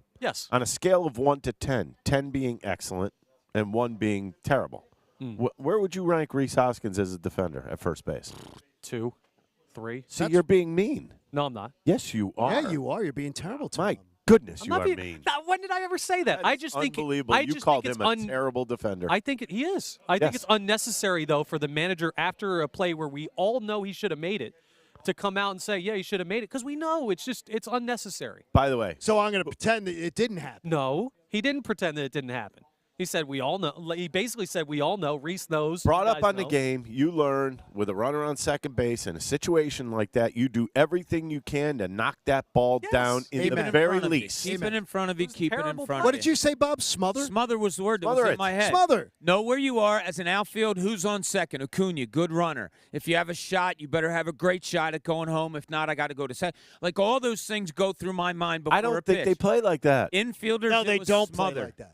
Yeah, probably I not. don't think they're thinking No, a they pitch don't. ahead. They I do think not. They're just, whatever happens here happens, and I don't know. Bob's sitting on his couch in South Jersey with a thought in his head about what do I do? What do I anticipate? The Phillies defense all year long, the Phillies base running all year long. They don't have those thoughts in their head. Bob's thinking more ahead than they are. I know here with a runner on, I don't try to stretch it into second when I have nobody out. I don't try to stretch a single into a double when there's nobody out and a man going into third just because I don't, because it's not a smart play. Bob's thinking of these things. Baseball fans think of these things. For some reason, the players don't. They don't. They should. The baseball is a mental sport. If you're not into it, then you're going to fail. Absolutely. Yeah, I've said this before, and Ricky, you can go with this on me. Sometimes when you get older in your career, your head tells you you want to do something. Your body just doesn't allow you to get there. Did Reese Hoskins know that he needed to keep the ball in front of him? He had to. As a professional baseball player, he had to. Did his body allow him to because he had the confidence to do it? Maybe his body didn't react to what his mind wanted him to do. It was I don't literally know. a shuffle step to his I mean, right I and hear get you. in front of it. I hear you. I mean, No, I'm he not makes making those excuses. He I don't makes know. those plays by olaying like he did last night, and he didn't come up with it. But like he's able to get to that spot. Yeah, But all you have to do is move one but he foot to doesn't- your right. Inability. But he doesn't want to. Right. Thank you. He Bob. Thank doesn't you. want to get hit with a ball. When you That's don't why have, he doesn't do that. When you don't That's have why he turns his confidence head. in yourself, you try to make the play look harder. Yes. Like I was saying Excellent earlier. point. Right. Like you try to make it look harder. Like, oh, that was a tough backhanded stab, or I'm taking a jumper. I'm not confident that I can make this, so I'm going to act like I got hit, or I'm going to go off of one foot. You're going to make things look harder because you just don't have confidence in yourself in the established And play. I think what's annoying about this is that we've all been watching this sport for a long period of time. Quite a long time. And I played with, I mean, Greg Jeffries, who was not a good first baseman. Darren Dalton, they make that play. So that tells you where JT Realmuto makes that play at first base. Yes, no doubt. And I'm going to tell you this. Charlie Manuel asked the same question, would have told you that that's a play that first baseman has to make. Yeah. He would have told you. He wouldn't have given you some soft pedaling BS answer about, well, it may not mean good to say this. He says the facts. I think you're overdoing this Yeah. way No, too but I mean, much. the they fans know see he it. knows he should have made the play. I got Everybody in that clubhouse. All right, but everybody why in are we this city annoyed, Bob? knows. But Why I are we guarantee- annoyed? Because he didn't tell us that. He I didn't guarantee say I because should've Jim Fregosi would tell you, because Charlie Manuel would tell you, because Dallas Green would have told you. Jim Fregosi? No, I'm saying his championship coaches in this town, managers in this town, would have absolutely answered that question. Yes, I don't care about the sensitivity of a player. I don't care if it might hurt his feelings. That blew a game. It blew a game. A fundamental play that he didn't want to make. I think he wanted to make it. I don't think he made it. I mean, if you were to say to him, do you want to make the great play there, the good play there, the right play there? Sure, he wanted to. But if you really wanted to make that play, you get body's in front of it. I hear you. You sacrifice your body. You say, this might sting. What is it? The heart's in it, but the ass isn't? Yeah, there you go. There you go. And that's There you go. wanting to, but didn't. Do you believe the we're heading into that, but then we head into Eagles-Cowboys Sunday night, and I was just thinking about how freaky. I mean, Citizens Bank Park's going to be an absolute zoo, is how I'm describing it tomorrow. It's going to be just nuts. Sunday night, this Eagles team deserves every bit of that zoo. Yeah. And every bit of that energy and emotion, because honestly, Ricky said it earlier, Bob. We could be talking about if they go to 6-0 and beat the Cowboys, and you're up 2.5 games in the division. I don't care what the Giants' record is. The division race is almost over. Yeah. You're looking at a 1 seed. I mean, it becomes legit after 6-0, and Ricky said after the break you have 2 pretty easy games. 8-0 is staring you right in the face. You're looking at a. Can I get to 13? How did they end up with this schedule, by the way? You're looking at 2 home wins and a Super Bowl. I mean, how do you end up with this schedule? And I'm not saying, look, your division is what it is. You're always going to play these guys. The Cowboys probably, I mean, they're 4-1. By the way, it's the winningest division in the NFL. I understand that, which is crazy. Let me ask you something. How many of those teams in the division do you think are good? 2. Yep. I think 1.5. Eagles and the Cowboys. I think 1.5. I think the Cowboys one's are a really playoff good, team. and the Cowboys are still question mark in my eyes. So I wouldn't but want how them do you, coming in January. But how does a playoff team end up with that kind of schedule? Usually they get a tougher schedule. Well, things work. I mean, look, Dallas has already beaten the 2 teams that were in the Super Bowl last year. Yeah, true. And I mean, and people are doubting the Cowboys. I'm like, well, you got to me. question the Rams right now. They do not look good at all. Cincinnati hasn't looked themselves either. No, There just aren't that many honestly, at good that point. teams out there this year. Yeah, why? I don't know. Well, that's why I'm saying it. But that's I think you just hit my point. Is why? Where are all the good teams? If this team is 6-0 going into a bye week, I mean, they're then you're gonna win dreaming. 13, 14 games. Well, they're going to win 13 by accident. Yes, that's what I've been saying the whole time. They'll stumble into I think 13. I said. By the way, number 1 seed in the NFC, 13 is like the target math number. 13 or 14. I think I said 11-6, and I remember thinking to myself, I believe this was my next comment was 11-6, and I'm giving away losses. Mm-hmm. So Bob, I don't even know. Bob and I went 12-5. I think that's closer, without a doubt. And I think it might be more than that. I mean, well, no. I mean, if they're 6-0, I think 14-3 would be a safe bet right now. if they're 12, Why is Connor laughing? Because that's awesome, man. But if You're they're- right, and it's awesome. if they're That's serious. 6-0, if they end up 6-0, then 12-5, which I called for before the year, is a huge The disappointment. only thing that could change this is a major injury, injury, which we do not That's want it. to have. Right. That's but the it only is. thing. Right. But that is the only thing that could potentially Yeah. derail it. Yep. I mean, that's what you're looking at. Now, Landon Dickerson, I think, is a big injury. He's still day-to-day. He said he's going to try everything he can to get out there Sunday night, but if you have him, Mailata, that's your left side Right, of the but you offensive do line. have a bye week coming up, which is huge. Absolutely. If he can push through, he's going to. Well, even Kelsey was banged up last game. There are a lot of guys on the offensive line that are banged up, but the one thing you have to do is make it through this game. I think that's a major thing. They were talking about Mailata, though, Mailata into Friday evening was a 50-50 for last Sunday. Mm-hmm. I would have to believe he's playing unless they say we're 5-0. And we can get him an extra week. We can get him 2 more weeks. Yeah. Because you get the bye week. Right. So you can literally make sure that Landon Dickerson, you can make sure that Jordan Mailata are all okay. And we feel good about where we're at. Even if we tripped up, we feel very good about where we're at because they're going to benefit health over wins and losses. I don't think it's going to happen, but. Yeah, I don't want that. No, I don't want it either. Yeah, but I'm no, just I don't saying. mean want, but I mean there has to come a point where you got to push yourself through. And I'm not questioning anybody's toughness or anything like that.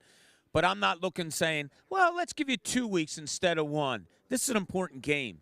If Mailata says, yeah, I can go, and Dickerson does too, I'm not being cautious with them. Go. Here we go. This is a foot on the throat game for the NFC East. No this doubt. Is it. Well, whoever wins this game, which I think it's going to be the Eagles, is So do I. Tremendous shape. Oh, my gosh. I can only imagine Monday morning 6-0 heading into a bye week. A lot of fire. I mean, a lot of fire. Oh, my gosh. See, you guys got some memorabilia. Very nice. Isn't that nice? What memorabilia? I like his shirt. Don't say anything. They might make me give it back. No, I don't know if I Connor, can keep this. Connor, they're expecting you. Low. They're expecting you to hand it I'm back. pretty fast. I'm going to sprint for the exit. She's expecting you to hand it back. We got to work on your shot, Connor. Yeah, well, it's hockey's the only sport I never played competitively. And it's not the it's the most awkward. But he said he could I don't score on think it is. Carter It's Hart. just about I never balance. said. What? Stop. See, now he's just making stuff Well, he up. said he could tackle Brian Westbrook. Is that on ice? And then I offered him a chance to tackle Brian Dawkins, and he wouldn't take it on. Because that's totally different. Unreal. Totally different. What's unreal? I never said anything about hockey. Hey, it is opening night tonight for the Thinks he could Flyers. score. We wish the Flyers. I always say Hit the horn. I always say to a team in the beginning of the year, I wish them good health. We're going to be in the barn tonight. Yeah, we'll be here. We'll be here in the barn. Hopefully, it'll be a big night. I'm just hoping for good health for this team because I want this to be a learning year, and I want the guys to be taking advantage. If you're gonna get knocked around and learn lessons, be out there to learn the lessons. Let's hope it's I agree. Let's hope it's And a they've healthy already year. hit some injuries already. Yeah, and you don't want that. So we'll find out tonight. You'll hear the action right after the best show ever, where you'll also hear Ricky Batalico. So be sure to be listening for that. And I know that Cuz Radio is going to get you. I don't know how Cuz is going to be after that loss, but I guarantee it'll be entertaining and fun. And it's Eagles-Dallas week, and no one bathes in it quite like Anthony Gargano. So, hey, we thank our engineering team here at the Wells Fargo Center. Great job. Maddie back in studio, too. We appreciate it. Good job, Heavy Chevy and more. Support life-saving cancer research. Join us on our generous partners, Pierce Phelps Bryant Heating and Air Conditioning Dealers, and make a donation today to the American Association for Cancer Research. Do it at 975thefanatic.com/AACR because cancer research saves lives. We look forward to talking to you tomorrow on the John Kincade Show. Cuz Radio comes your way next. Have a great day, everybody. Hey, guys, now's the perfect time to download FanDuel in partnership with Valley Forge, America's #1 sports book.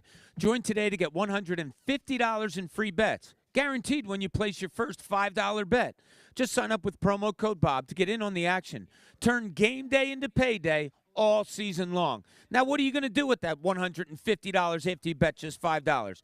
Well, maybe you go over under the money line, or my favorite, the player props. Whatever you want to do, play your way. Bet on more than just the final score wager, on everything from touchdown to total yards to catches. You can even combine your bets for a chance at a bigger payout with the same game parlay that expires 14 days after receipt. Restrictions apply. See terms at sportsbook.fanduel.com. If you have a gambling